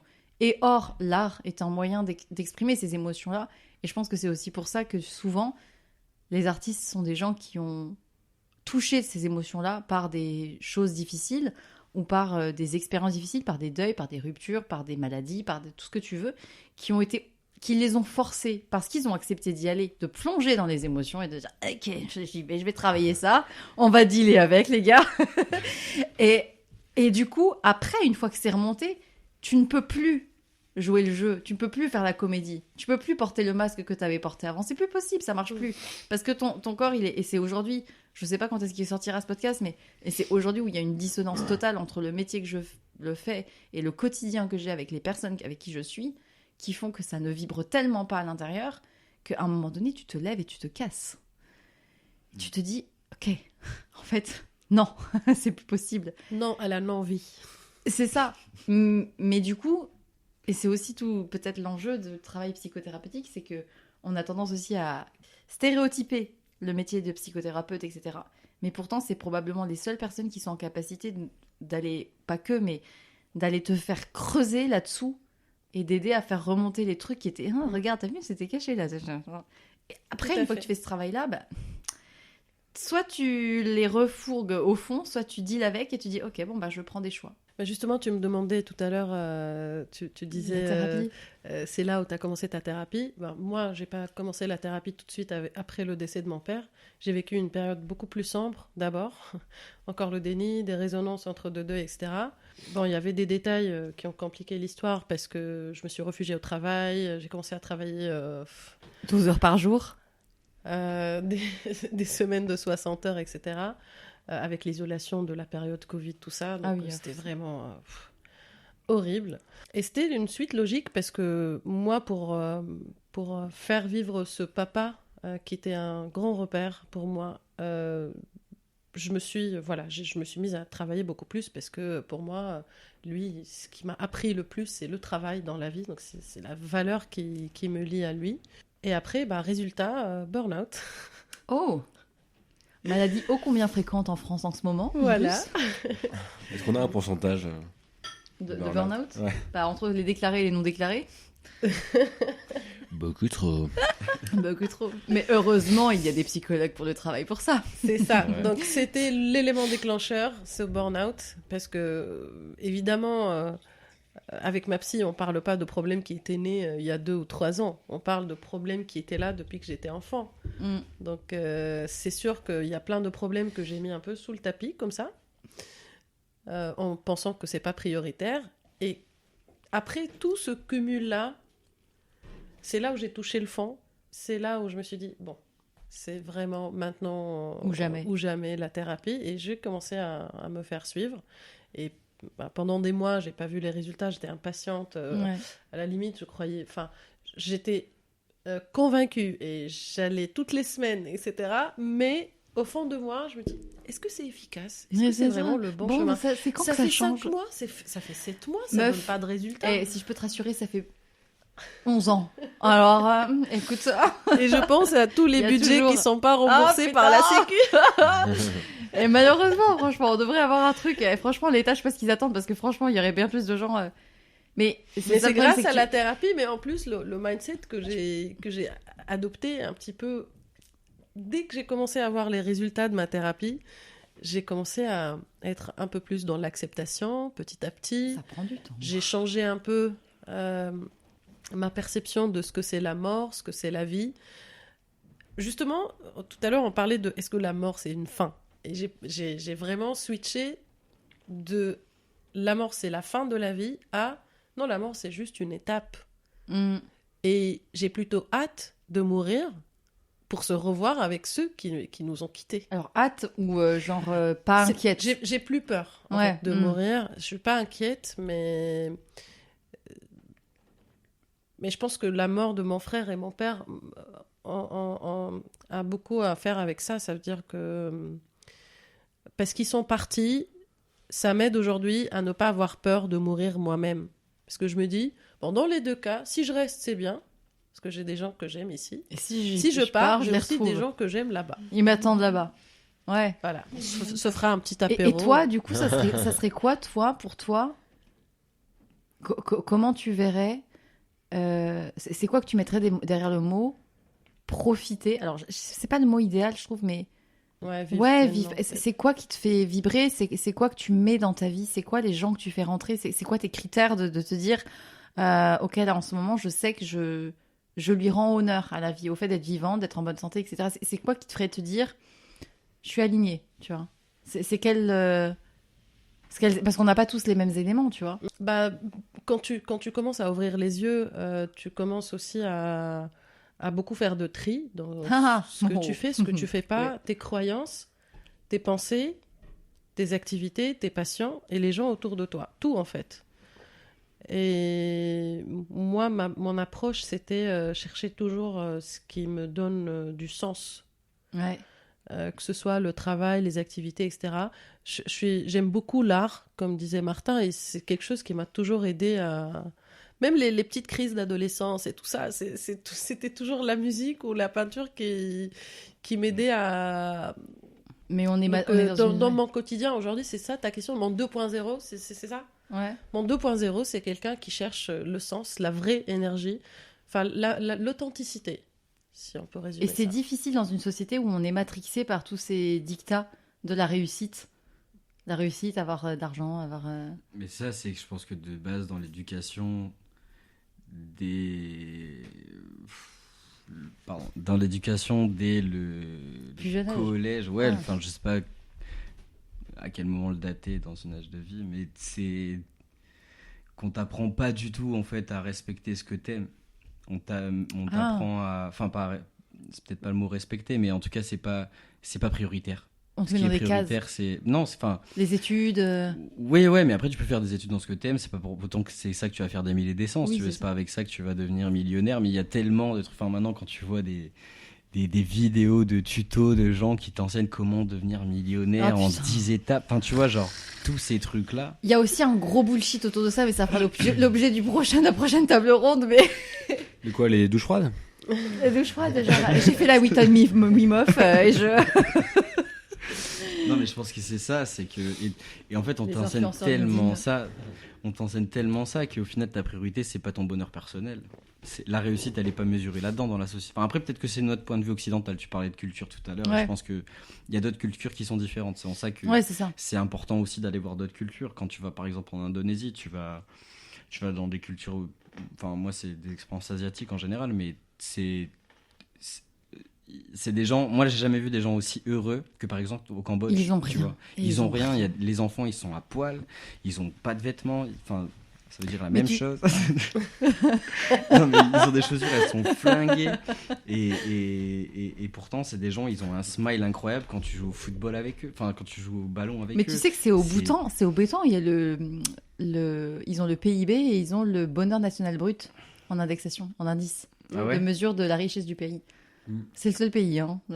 C'est pas le jour où Macron il va mettre ça en place, mais Ah, on regarde même nous notre modèle européen. On est là à regarder les États-Unis, à regarder l'Allemagne et la France, mais quand tu regardes le taux de bonheur dans des pays, c'est quoi? C'est la Finlande, c'est la Suède, où il y a vraiment je trouve en tout cas une avancée sociale, étatique, qui est bien au-delà de la nôtre, dans l'acceptation Ouais. de de qui on est. qui tu es. T'as le droit d'être qui tu es en fait. Et j'en reviens aux Et émotions, personne mais te juge. c'est ça. Et j'en reviens aux émotions, mais c'est dans ces pays-là où tu as des éducations au travail des émotions dès le plus jeune âge dans les écoles. Tout à fait, ouais, tout à fait.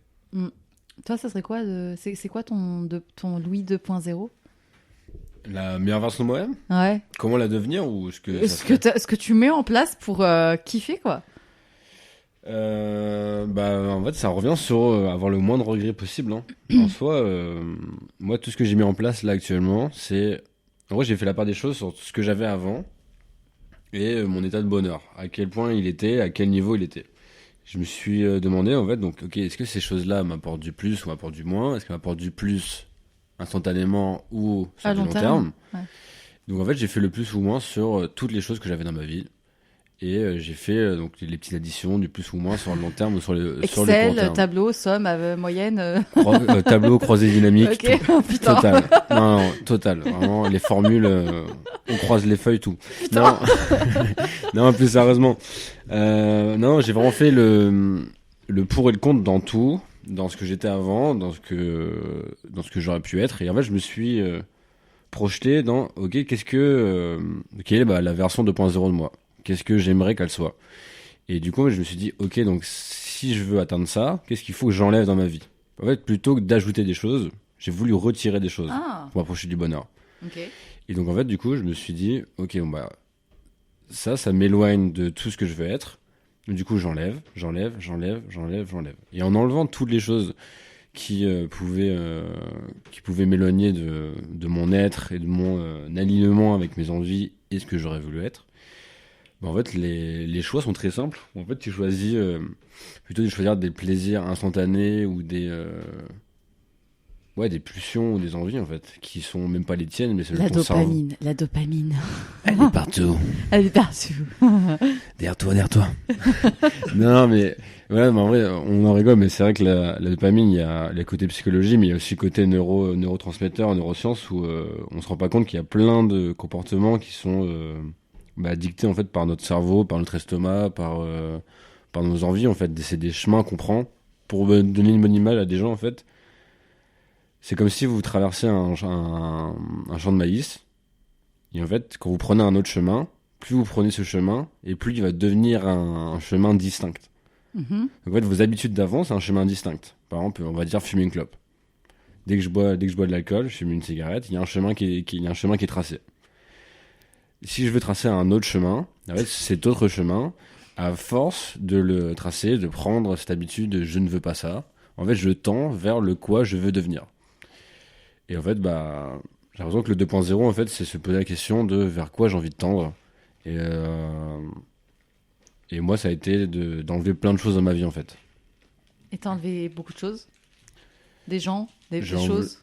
Des gens, pas vraiment. J'ai plus enlevé mon rapport à eux, à l'importance qu'ils pouvaient avoir sur mes sentiments ou sur mes a priori. Enfin, sur mes sentiments, je veux dire. Donc, en fait, il y a des gens que je fréquente encore qui sont Sympa, mais c'est plus... sympas, mais sans plus. Et en fait, le temps fera Je mets le... les cases. Le temps fera naturel, en fait. Et en fait, je les garde là encore parce que, je sais pas, je trouve que parler avec des gens, rencontrer des gens, écouter les histoires des gens, c'est hyper enrichissant. Parce que même si on fait notre propre expérience, les autres gens... je suis un peu le dictat du... l'inverse de l'enfer, c'est les autres. Ça peut Faut être... s'enrichir des autres, quoi, en fait. J'espère que c'est une bonne soirée 2.0 ici. Je veux pas mettre trop la pression, mais... Ici, on rigole pas. C'est Ah, sérieux. Ah, c'est sérieux. Non, mais en vrai, ouais, je sais pas... 2.0, je trouve, c'est enlever beaucoup de choses, en fait. Plutôt que d'ajouter Ouais. des choses pour avoir du bonheur, je trouve que c'est enlever beaucoup de choses. Plus on a de légèreté... Au final, on parlait d'autres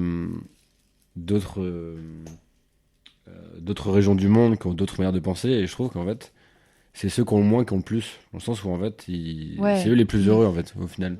Quentin, il disait que c'est eux qui avaient le moins, au final, quand ils jouent au foot, ils ont un sourire, c'est ceux qui ont le moins qui ont le plus. Parce que nous, on est là à se poser plein de dilemmes dans la société occidentale de est-ce que je suis cela, est-ce que je suis ce métier, est-ce que Est-ce que je suis assez bien est-ce que- nanani, voilà, nanana, en fait, est-ce il que s'est je gagne assez c'est se poser plein de questions sur plein de choses qui sont pas intrinsèques à nous, mais qui Mhm. sont juste des accessoires et des étiquettes qu'on se met sur nous-mêmes.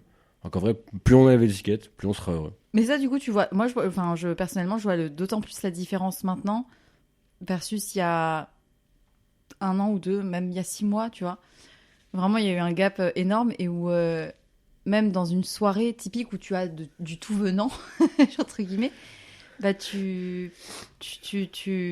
tu vois directement des gens avec qui tu sens qu'il y a un même niveau de conscience, je sais pas comment dire, et où en fait, t'as même plus à sortir des gens de ta vie, mais c'est juste que il rentrera pas. Il rentrera pas du tout. Il est gentil, mais il rentrera pas. Et c'est horrible, mais il y a un tri qui se fait comme ça énormément.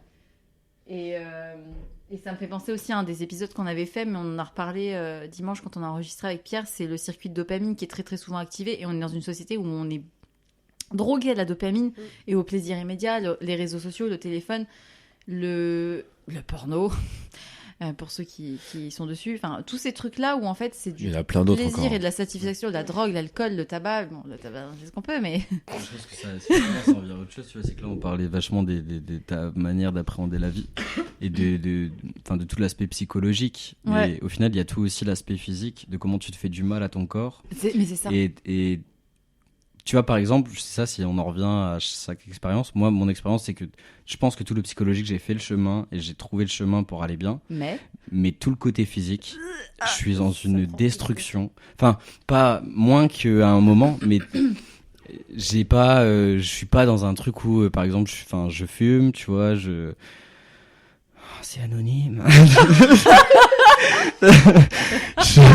Maman, n'écoute pas ça. Mais, oui, la consommation de drogue, ça a été un sujet, c'est toujours un sujet, et c'est pas un problème, si tu veux. C'est pas un truc où... C'est un truc qui te fait culpabiliser ou pas? Non. Enfin, Du tout. sur certains moments, oui, mais... Tu te dis, bon. Mais on peut pas se culpabiliser à mort de tout non plus.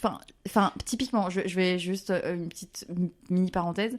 Par rapport à moi, ce que j'ai vécu, je me mets une pression parfois de ouf à prendre soin de mon corps plus parce que j'ai failli y mourir. Et du coup, je me dis, j'ai plus le droit à l'erreur et je dois être parfaite et je dois toujours manger à fond, bien, ne pas fumer, être à fond, ne pas boire d'alcool, faire du sport mais pas trop parce que sinon c'est pas bon, nanana. Et des fois, tu sais aussi, tu te mets trop une pression, genre tu peux pas être parfait en fait. Genre... Ouais, tu te mets une pression, c'est sûr qu'il faut pas se la mettre de manière énorme, mais en fait, tu te bats avec toi-même parce qu'en fait, c'est des habitudes que tu avais, et en fait, tu sais en fait ce qui est bon pour toi. Et donc en fait, quand tu te dis ouais, faut que je mange absolument bien, que je ne tue pas cette chose, parce qu'en fait, tu sais que c'est pas bon pour toi. Donc en fait, tu vois, je trouve que tu peux avoir des écarts. Bah en vrai, j'avoue que c'est anonyme, du coup on peut dire des choses, j'avoue Martin. Moi en fait j'ai arrêté la clope. Moi j'ai arrêté la clope, j'ai arrêté la drogue depuis 1 an et demi maintenant. C'était quoi comme drogue? Oh, on a pris pas mal de choses hein. On a commencé par l'ecstasy, on a fait la cocaïne, on a fait la kétamine. Ce sujet part en il y avait, là. il y avait non mais c'est vrai que c'est anonyme, du coup en vrai on peut en parler, faire profiter aux gens. Fais gaffe parce que je suis pas. Non, je rigole. Et de toute façon, en vrai, franchement, tout le monde qui n'a pas touché. Ouais, d'autres générations, au final, je pense qu'on a peur, comme il a dit, on a peur des parents jusqu'à qu'ils entendent ça, tu vois. C'est juste que ça revient un peu de la mort, c'est pas ce qui nous atteint nous, c'est ce qui pourrait faire mal aux autres, tu vois. Pour faire un point un peu sur la mort, c'est ce qui ce que nous on prend, si nous on meurt, ça serait ce que la drogue comprend, le fait que les autres le sachent, c'est ce qui ferait plus de mal, tu vois. Ah. Que nous au final le regard qu'on a de nous-mêmes sur le fait de prendre la drogue. Non, moi j'avais surtout peur que ça me détruise mes neurones. En fait, et du coup ça m'a genre je me suis dit, alors ça détruit pas les neurones, ça détruit les liens entre elles. Ouais. Tu gardes tes neurones, mais ça les détruit pas entre elles. Il faut faire du microdosing de LSD, de ce que j'ai compris. Après, ça va mieux. Il faut se renseigner là-dessus, il y a des recherches, etc. Mais pour revenir sur le truc, mais tu disais toi tout à l'heure qu'il fallait pas que tu te mettais une pression de ouf sur je veux bien manger, je vais faire la truc tout ouais, ça. parce que je souffre d'anorexie. Mais en vrai, au final, c'est quoi qui se bat en toi? Quand tu prends l'émotion, tu parlais d'aller chercher loin. L'émotion qui se bat en toi, c'est quoi? C'est la culpabilité. ton conscient et dans l'inconscient, il y a je sais ce qui est bon pour moi et il y a je sais ce qui est pas bon pour moi, mais ce qui est pas bon pour moi, c'est ton cerveau qui va le demander parce que lui il en a besoin, il s'est rattaché à ça. C'est ça. Je reprends le chemin de terre du maïs où en fait tu l'as tout le temps pris et du coup en fait là t'es en train de retracer un autre chemin pour en créer un nouveau. Après je pense aussi beaucoup en termes de t'as eu des traumas, tu sais que t'as mis des systèmes de protection en place à un moment donné. Tu les connais, ces systèmes de protection, tu as choisi d'en choisir des plus sains, et à des moments, parfois, tu as besoin de ce système de protection, et il ne sert que juste d'alerte pour te dire, je prends un exemple, quelqu'un qui a étouffé ses émotions pendant des années par la drogue ou par la fête à outrance, etc. Bah, à des moments où il va être plus là-dedans, il va se dire, ok, là, je déborde un peu, c'est pas grave, on n'est pas obligé de tout le temps de se fustiger en mode, ah non, c'est catastrophique, et juste se dire, ok, ça fait partie de mon histoire, tu vois, genre, c'est ok. Genre, tu sais, aussi de se déculpabiliser, de dire, au moins, j'ai conscience et je suis pas dans le déni et je fais au mieux de ce que je peux. Et c'est déjà bien, je trouve. Oui, si jamais tu parles... Parce que là, tu parles d'une genre de... Pas de rechute, mais genre si t'as arrêté et que tu reprends une fois... Ouais, par exemple, de se dire, bah c'est ok. En fait, c'est une question de moi, mesure je trouve justement... aussi. Voilà, la mesure, moi, je trouve que justement, le jugement, il vient si il y a une temporalité qui est plus proche. Alors, si ça arrive une fois... et que ça revient plus après, pourquoi tu te jugerais? Mais si ça revient une fois, le week-end après, ça fait 4 fois, donc un mois, là tu te dis, en fait là il y a un problème, du coup tu dois te juger pour te dire, qu'est-ce que ce comportement-là, c'est ce que j'aimais pas, du coup faut que je arrête. Il faut, mais pourquoi il faut? C'est quelles sont les valeurs que je mets derrière et... Ouais, enfin... Je trouve il faut, la réponse, on l'a en chacun de nous. Hein. C'est soit en gros tu sais que c'est bon pour toi, soit tu sais que c'est pas bon pour toi. Mais je pense que chacun de nous, on a la réponse, c'est ce qu'on se bat avec quelque chose qui est plus fort que nous, qui est des neurotransmetteurs et des choses qui font ce qu'on est en fait. Tout ce qu'on mange, tout ce qu'on va associer, toutes les choses qui sont dedans, par exemple le taux de sucre dans une boisson ou dans une nourriture, tous les taux de sucre qui sont augmentés pour que ça soit au maximum sur la tolérance de ton goût pour que ton cerveau en veuille tout le temps. Mais oui, parce que mais après je pense c'est comme une drogue, c'est comme plein de choses. On est dans une société qui nous culpabilise aussi vachement de tout ce qu'on fait tout le temps, et on est aussi enfin c'est pas facile en fait, aujourd'hui de tu sais, il y a ce truc de la performance sociétale de la réussite, mais il y a aussi ce truc de la performance d'être parfait, etc., pour être au mieux de son potentiel. Parce que, tu vois, on parlait tout à l'heure d'être quelqu'un 2.0. Mais il y a aussi beaucoup ça qui est aussi dans la société, qui est vendu en mode soyez une meilleure version de vous-même, méditez tous les matins, machin, truc. Et en fait, tout est potentiellement culpabilisant si tu ne le fais pas. Et du coup, c'est d'arriver à être assez détaché de ce qui est imposé, de ce qui vient vraiment de toi. Et de, en fait, qu'est-ce qui, toi, répond à vraiment ce que toi qui t'es vibrer. Chercher son propre repère. C'est ça. Sauf que aujourd'hui, on fait beaucoup référence à ce qui sont des repères qui nous sont vendus comme étant ceux qu'il faut atteindre. Et le vrai challenge, en fait, c'est de trouver qu'est-ce qui est notre vrai 2.0 à nous, qu'on sait créer nous-mêmes. Et c'est peut-être ça, tout le... Ouais, c'est un long chemin, hein. Mais on parlait tout à l'heure de la mort, du deuil, etc. Je pense qu'en fait, même faire le deuil de la personne qu'on a été, je pense qu'il faut aller très loin, enfin très bas, dans un point de non-retour pour faire une métaphore, c'est aller contre le mur, pour pouvoir en fait à ce moment-là se dire, ok, bah en fait il n'y a plus de chemin possible, faut en prendre un autre. Ouais. Comme quand quelqu'un est mort ou autre, là je fais un pont sur Emira où il y a eu, alors je sais plus l'ordre, c'était ton frère après ton père, c'est ça? Et c'est le père qui t'a redéclenché l'autre.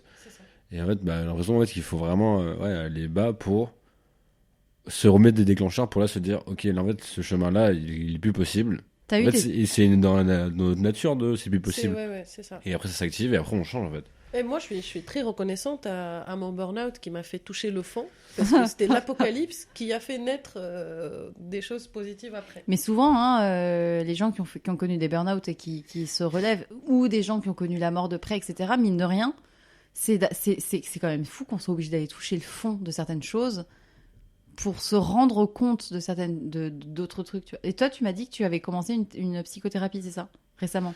Non, j'ai tout mis en place pour la commencer. Donc là, en Ah. gros, ça commence dans la semaine prochaine, quoi. J'ai tout mis en place pour. Je l'ai pas encore commencé. J'ai tout mis en Ok. place pour. Et t'as de l'appréhension par rapport à ça, ou des attentes, ou des objectifs particuliers, ou tu t'es juste curieux? Alors, je suis hyper curieux parce que je sais que ça sera une expérience. Et du coup, en fait, je sais que je vais en tirer du plus, mais je sais que j'en tirerai beaucoup de moins. Et ce moins va m'amener du plus. J'avais parlé avec un Ouais. pote qui est psychanalyste et qui m'a dit en fait, c'est justement quand le sujet est en bonne santé qu'il faut faire une psychothérapie. Et il m'a dit, en fait, là, tu vas aller dans le down, le plus total, tu vas aller chercher, tu vas aller creuser. Mais après, t'en auras que du plus derrière. Rassure-toi, t'es pas obligé non plus d'en chier. Hein. Ça peut être aussi. Non, pas du tout. Non, mais pas du tout. Mais c'est ce que je recherche aussi dans le sens où il y a des choses qui sont enfouies en moi et que j'ai pas du tout accès et qui mon cerveau a fait le tri. Ouais. Pour l'instant, tout va très bien dans ma vie. Franchement, j'ai pas à me plaindre. Mais je sais on a tous il y a des, on a tous des bien choses, on a tous des névroses, des bravo. choses qui sont restées en nous. Donc, Alors, J'ai- moi, j'ai- c'est ce que je recommande à tout mon Mais bien entourage. sûr. Je dis à tout le monde, Allez voir un n'attendez psy. pas d'être dans Mal. le mal-être Allez-y total quand ça pour va. aller voir quelqu'un. C'est Moi, ça. il y a un truc que j'ai fait il y a pas longtemps. J'ai testé pour la première fois une séance de inner dance qui a inspiré des Philippines. Ça a été créé dans les années 80. Et en fait, c'était dans un état de transe par la musique. Et t'as les yeux fermés, t'es allongé. Et en fait, t'as les facilitateurs qui passent autour des gens. Donc tu vois pas ce qu'ils font, mais ils passent au-dessus et ils font des trucs avec des énergies au-dessus de ton corps. Et je vous jure, ça a duré 1 heure. J'avais le corps qui se soulevait dans tous les sens.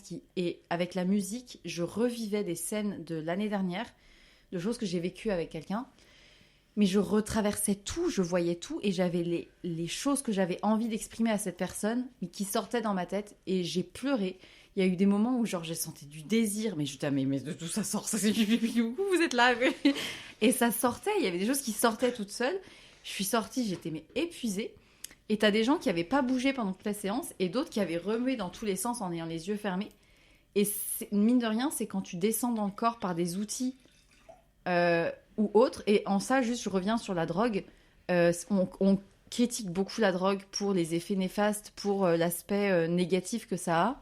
Mais moi, je regrette absolument pas d'avoir pris des drogues depuis 1 an, j'ai arrêté un petit peu, mais d'avoir touché à des drogues parce que mine de rien, ça m'a permis de connecter à des états de conscience auxquels j'avais pas accès. Parce que mine de rien, même si c'est de l'ecstasy ou c'est des choses comme ça te fait toucher des trucs qui sont dedans, ça te fait sortir de la désinhibition des choses qui sont là en fait, qui ne demandent qu'à sortir et tu dis ah ouais en fait ils sont là, mais juste ils sont enfermés le reste du temps. Et mine de rien, de savoir qu'ils existent et qu'ils sont là, tu sais après que t'en as plus besoin pour aller les toucher. Et c'est mieux de ne pas en avoir besoin.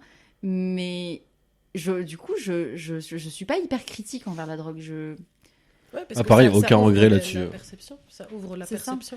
Ceci n'est pas une invitation à prendre de la drogue. Je vais mettre des disclaimers au podcast interdit aux enfants de moins de 18. Non, mais c'est vrai, c'est important de le dire. Même s'il y a des. On en a Parce qu'il ressorti y a des des trucs over- cool, on parle pas de. Parce que sinon, ce serait long, mais il y a aussi plein de choses négatives dedans. Mais c'est vrai qu'il y a du positif sur ce que ça peut apporter sur la vision du monde, la vision de nous-mêmes, la vision des autres.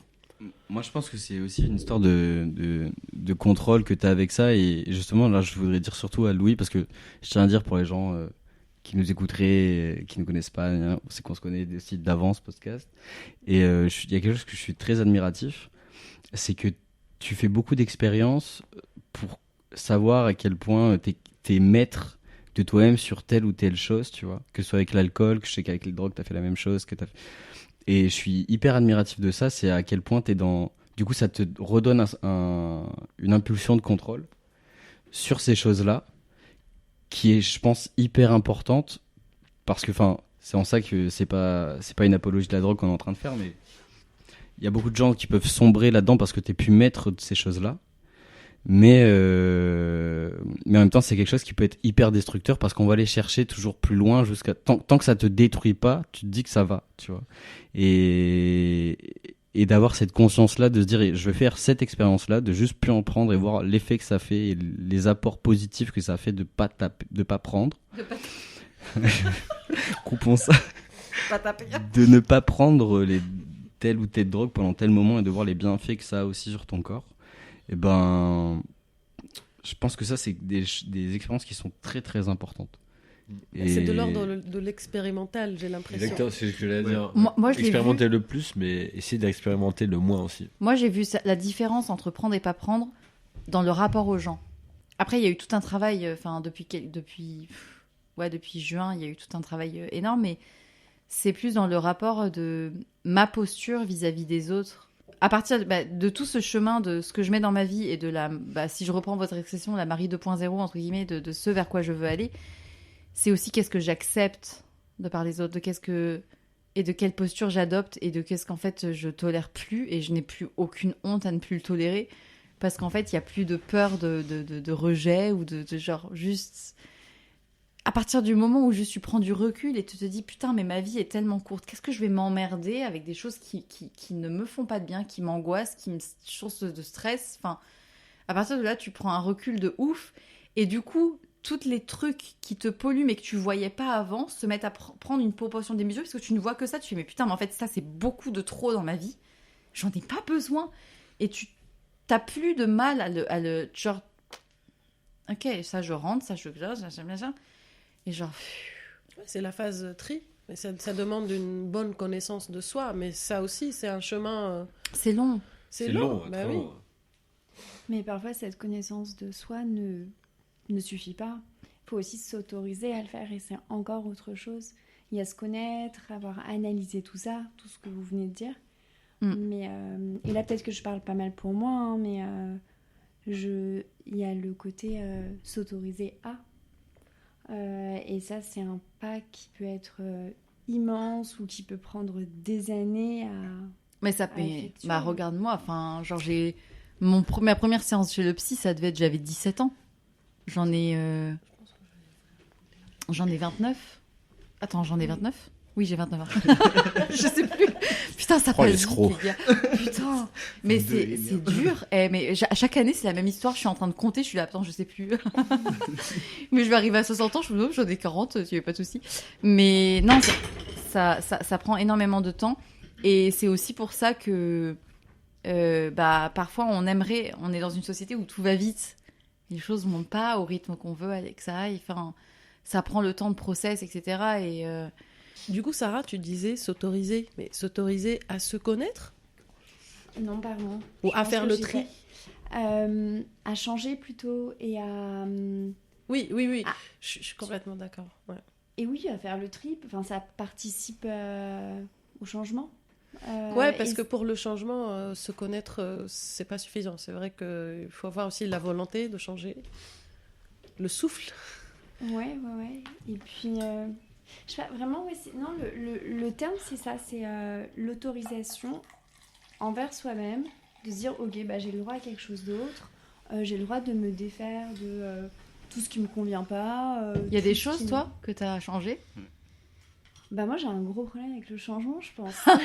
Moi, je résiste beaucoup, en fait, au changement. Mais c'est très Je suis une inconscient. ancienne addict, t'inquiète. Mais est-ce que c'est quelque chose qui te fait... Enfin, est-ce que tu veux dire que c'est quelque chose que tu ne fais pas parce que ça te fait peur ? Il y a certainement de l'appréhension, ouais, carrément de la peur. Mais changement radical dans tes choix de vie ou dans les tests que tu peux faire en termes d'expérience.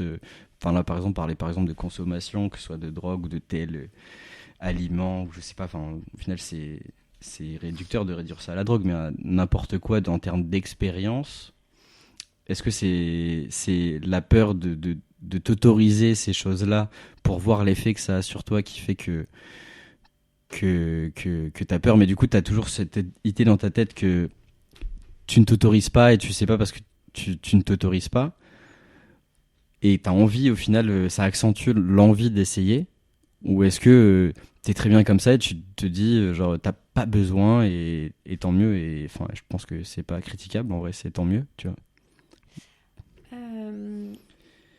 Je suis pas mal comme ça, tu vois. Enfin, voilà, Ouais. il n'y a pas de souffrance liée à l'impossibilité de changer, enfin, quoique. Mais c'est peut-être la prise de conscience que, ah ouais, mince, je suis... ok, je me maintiens dans un truc, et à côté de ça, il y a la vie, puisque c'est quand même un des objets de la soirée. Il y a la vie qui continue à se dérouler, et je marche à côté, ou elle passe à côté de moi, mais on se croise pas. Et C'est dur ça. Il y a des choses que tu fais dans ta vie où tu te dis putain là je suis à fond et je suis dedans quoi. Oui, ça arrive. Je sais pas trop si je réponds à ta question, mais en tout cas, c'est ce qui me vient quand je t'entends me poser la question. Moi, Je sais j'avais plus quelle une était autre ta question, je crois, déjà. Martin. Attends, je vais La peur du changement. Le c'est ça. changement. C'est quoi qui serait changé? Ah, si, c'est ça. S'autoriser à. S'autoriser à devenir quelqu'un d'autre, peut-être, ou à montrer que je ne suis pas tout à fait la personne que les autres croient Voient. que je suis. Donc t'as l'air peut-être d'apparence, je sais pas, calme, sage, qui fait pas trop de vagues. Moi, je crois que je donne l'impression d'être toujours dans le moule. Le Ah, bon petit soldat. le moule. Sortons du moule. Et j'ai pas forcément envie d'être le bon petit soldat tel qu'on l'attend ou on l'attend. Ouais. Mais ça, s'autoriser à sortir du cadre pour vraiment vivre la vie qu'on a envie d'expérimenter ou qu'on a besoin d'expérimenter, c'est un truc. Mais enfin, je pense que c'est justement le travail d'une vie, en tout cas de la mienne. Mais en tout cas, il faut arriver à tester certains trucs qui sortent de ton cadre pour au moins oser te sortir du cadre et se dire ok, est-ce que cette sortie de cadre elle est ok pour moi ou pas? Ouais. Et moi, c'est depuis l'année dernière où j'ai fait des pétages de sortie de cadre et où je me dis... Je me rappelle la première fois que j'ai embarqué Emira dans une soirée tantra, je me suis dit... L'autre, elle me dit, je sais pas où tu m'amènes, Marie. et où en fait, tu te rends compte quand tu sors du cadre, après c'est positif ou c'est négatif, mais c'est là où tu arrives du coup à savoir quel est ton cadre à toi. Ouais. Mais c'est pas évident. Mais, Ah mais bah du coup, Sarah, tout à l'heure, tu as répondu à Martin, tu as dit c'est plutôt ça me va comme ça. C'était ça ta réponse. Ça peut être ok aussi. Ouais. Quelle est ta version aujourd'hui? Ta version de toi-même? Tu vois, moi, par exemple, j'étais dans la version 1.0 et ensuite 2.0 parce qu'il y avait des prises de conscience et plein de trucs, etc. Toi, aujourd'hui, c'était à combien .0? Un nouveau baromètre. C'est toi. Mais j'arriverai même pas à répondre à cette question. Un truc hors du commun que tu pourrais faire qui sortirait genre... qui serait genre en mode qui voudrait pas forcément dire profiter de la vie, mais qui voudrait dire faire différemment et sortir du cadre. Est-ce que c'est sortir du cadre qui serait justement profiter de la vie et lutter contre la mort? Si on revient dans le... Bah peut-être, ouais. Je pense que je serais peut-être plus vivante si je sortais plus régulièrement du cadre, enfin de mon cadre que je me suis imposé. Donc t'as une impression plutôt positive sur le sortir du cadre. Ah oui. Ok. Ouais. Mais ça fait peur. Bah ça fait peur, c'est un truc qui n'est peut-être pas ouais. En fait, j'ai un règlement intérieur, j'ai une règle interne vraiment très rigide, très stricte envers moi-même, hein. Mais alors, je suis très différente envers les autres. Enfin, je pense que je suis prête à accepter beaucoup de choses des de autres. la part des autres. Et moi, je vois plein de trucs se dérouler autour de moi. Je me dis, bah ouais, ils ont raison, ils ont le droit, c'est bien. Enfin, Mais pas pour toi. même moi, mais je me sens en dehors de cette réalité-là. Mais j'ai Et pas... c'est- Ouais. Pardon. Je vois ce que tu veux dire, parce que j'ai passé des années à être dans une rigidité sur tout. Et à partir du moment où j'ai mis allez, moi, what the fuck, genre... Ok, on y va les gars, parce que j'étais tellement enfermée dans un truc, et je me faisais tellement chier dans mon enfermement à moi-même. Enfin, c'est pas que je me faisais chier, mais c'est juste que c'est quelque chose que je connaissais trop et qui ne m'apportait pas de positif. Et du coup, je me suis dit, ok, je vais tester des trucs qui me font flipper ou qui sont vraiment inconnus. Et c'est à partir du moment où j'ai testé des trucs que je connaissais pas, où je me suis dit, mais en fait, il existe d'autres manières d'être, d'autres manières de connecter, d'autres manières de vivre. Là, récemment, plus d'autres manières d'être avec les autres, parce que j'ai passé 10 ans très seule, où je relationnais pas avec les autres, je faisais un travail de fou sur moi-même, à me poser 10 milliards de questions sur mes douleurs intérieures, machin, mais je n'arrivais pas à le matérialiser avec d'autres. Et c'est quand j'ai cassé les barrières et que j'ai appris à... Ok, c'est ça, être avec les autres. Ok, mais alors du coup, est-ce qu'il faut que je me plie ? Bah non, je vais pas me plier. Mais après, tu fais tout ce chemin-là et du coup, tu apprends d'abord ce travail avec toi-même, après ce travail avec les autres et après à faire le lien entre les deux. Mais ça, enfin, ouais, c'est à partir du moment où tu sors de tes cadres en fait, où tu peux. Justement, moi je trouve que ça soulève autre chose, c'est que justement ce cadre, en fait, je trouve qu'il est énormément lié à comment on a la perception que les gens te voient. Ah bah oui. Et moi, je sais que quand j'étais on reprend le 2.0, 1.0, moins 1.0 où j'étais vraiment pas moi-même, mais au final, je me rends compte maintenant que je pense être mon 2.0 et que je suis heureux. Quand j'étais mon 1.0, j'étais pas. T'es dans le mi-bonheur, enfin, dans cette à moitié non-vie. T'as l'impression. Enfin, mais je parle vraiment que de mon expérience personnelle. Après, je dis pas que. Voilà. Mais t'as l'impression qu'on va te juger si tu fais ça, si tu fais ça, si tu fais pas ci, si tu fais pas ça. Et en fait. Moi, on en revient toujours au même, d'avoir touché le bas, où, au final, et la perception quand t'es dans le bas, tu te dis, mais tout le monde va te voir de telle manière. Moi, je me disais, mais tout le monde va voir comme la pauvre petite chose qui a vécu des trucs de, oh là là, terrible, tu vois. Mais non, en fait, et il y a un moment où il y a une prise de conscience, je sais pas, un déclic où tu te dis, mais en fait, je vous emmerde. Je vous emmerde tous, tu vois. Non, mais et t'as plus du tout ce truc. Est-ce que t'as des fois des petites pointes de qu'est-ce qu'on va penser de moi ? Eh bien voilà, un petit peu de frustration pour cette fin de première partie de Table Ronde sur un sujet quand même puissant, tel que la mort, mais surtout la vie très fort. Et autant vous dire que la deuxième partie est tout aussi savoureuse à écouter, je dirais. Alors, à tout de suite pour la partie 2, épisode 110. Et surtout, je vous souhaite une très très belle journée ou une très très belle soirée.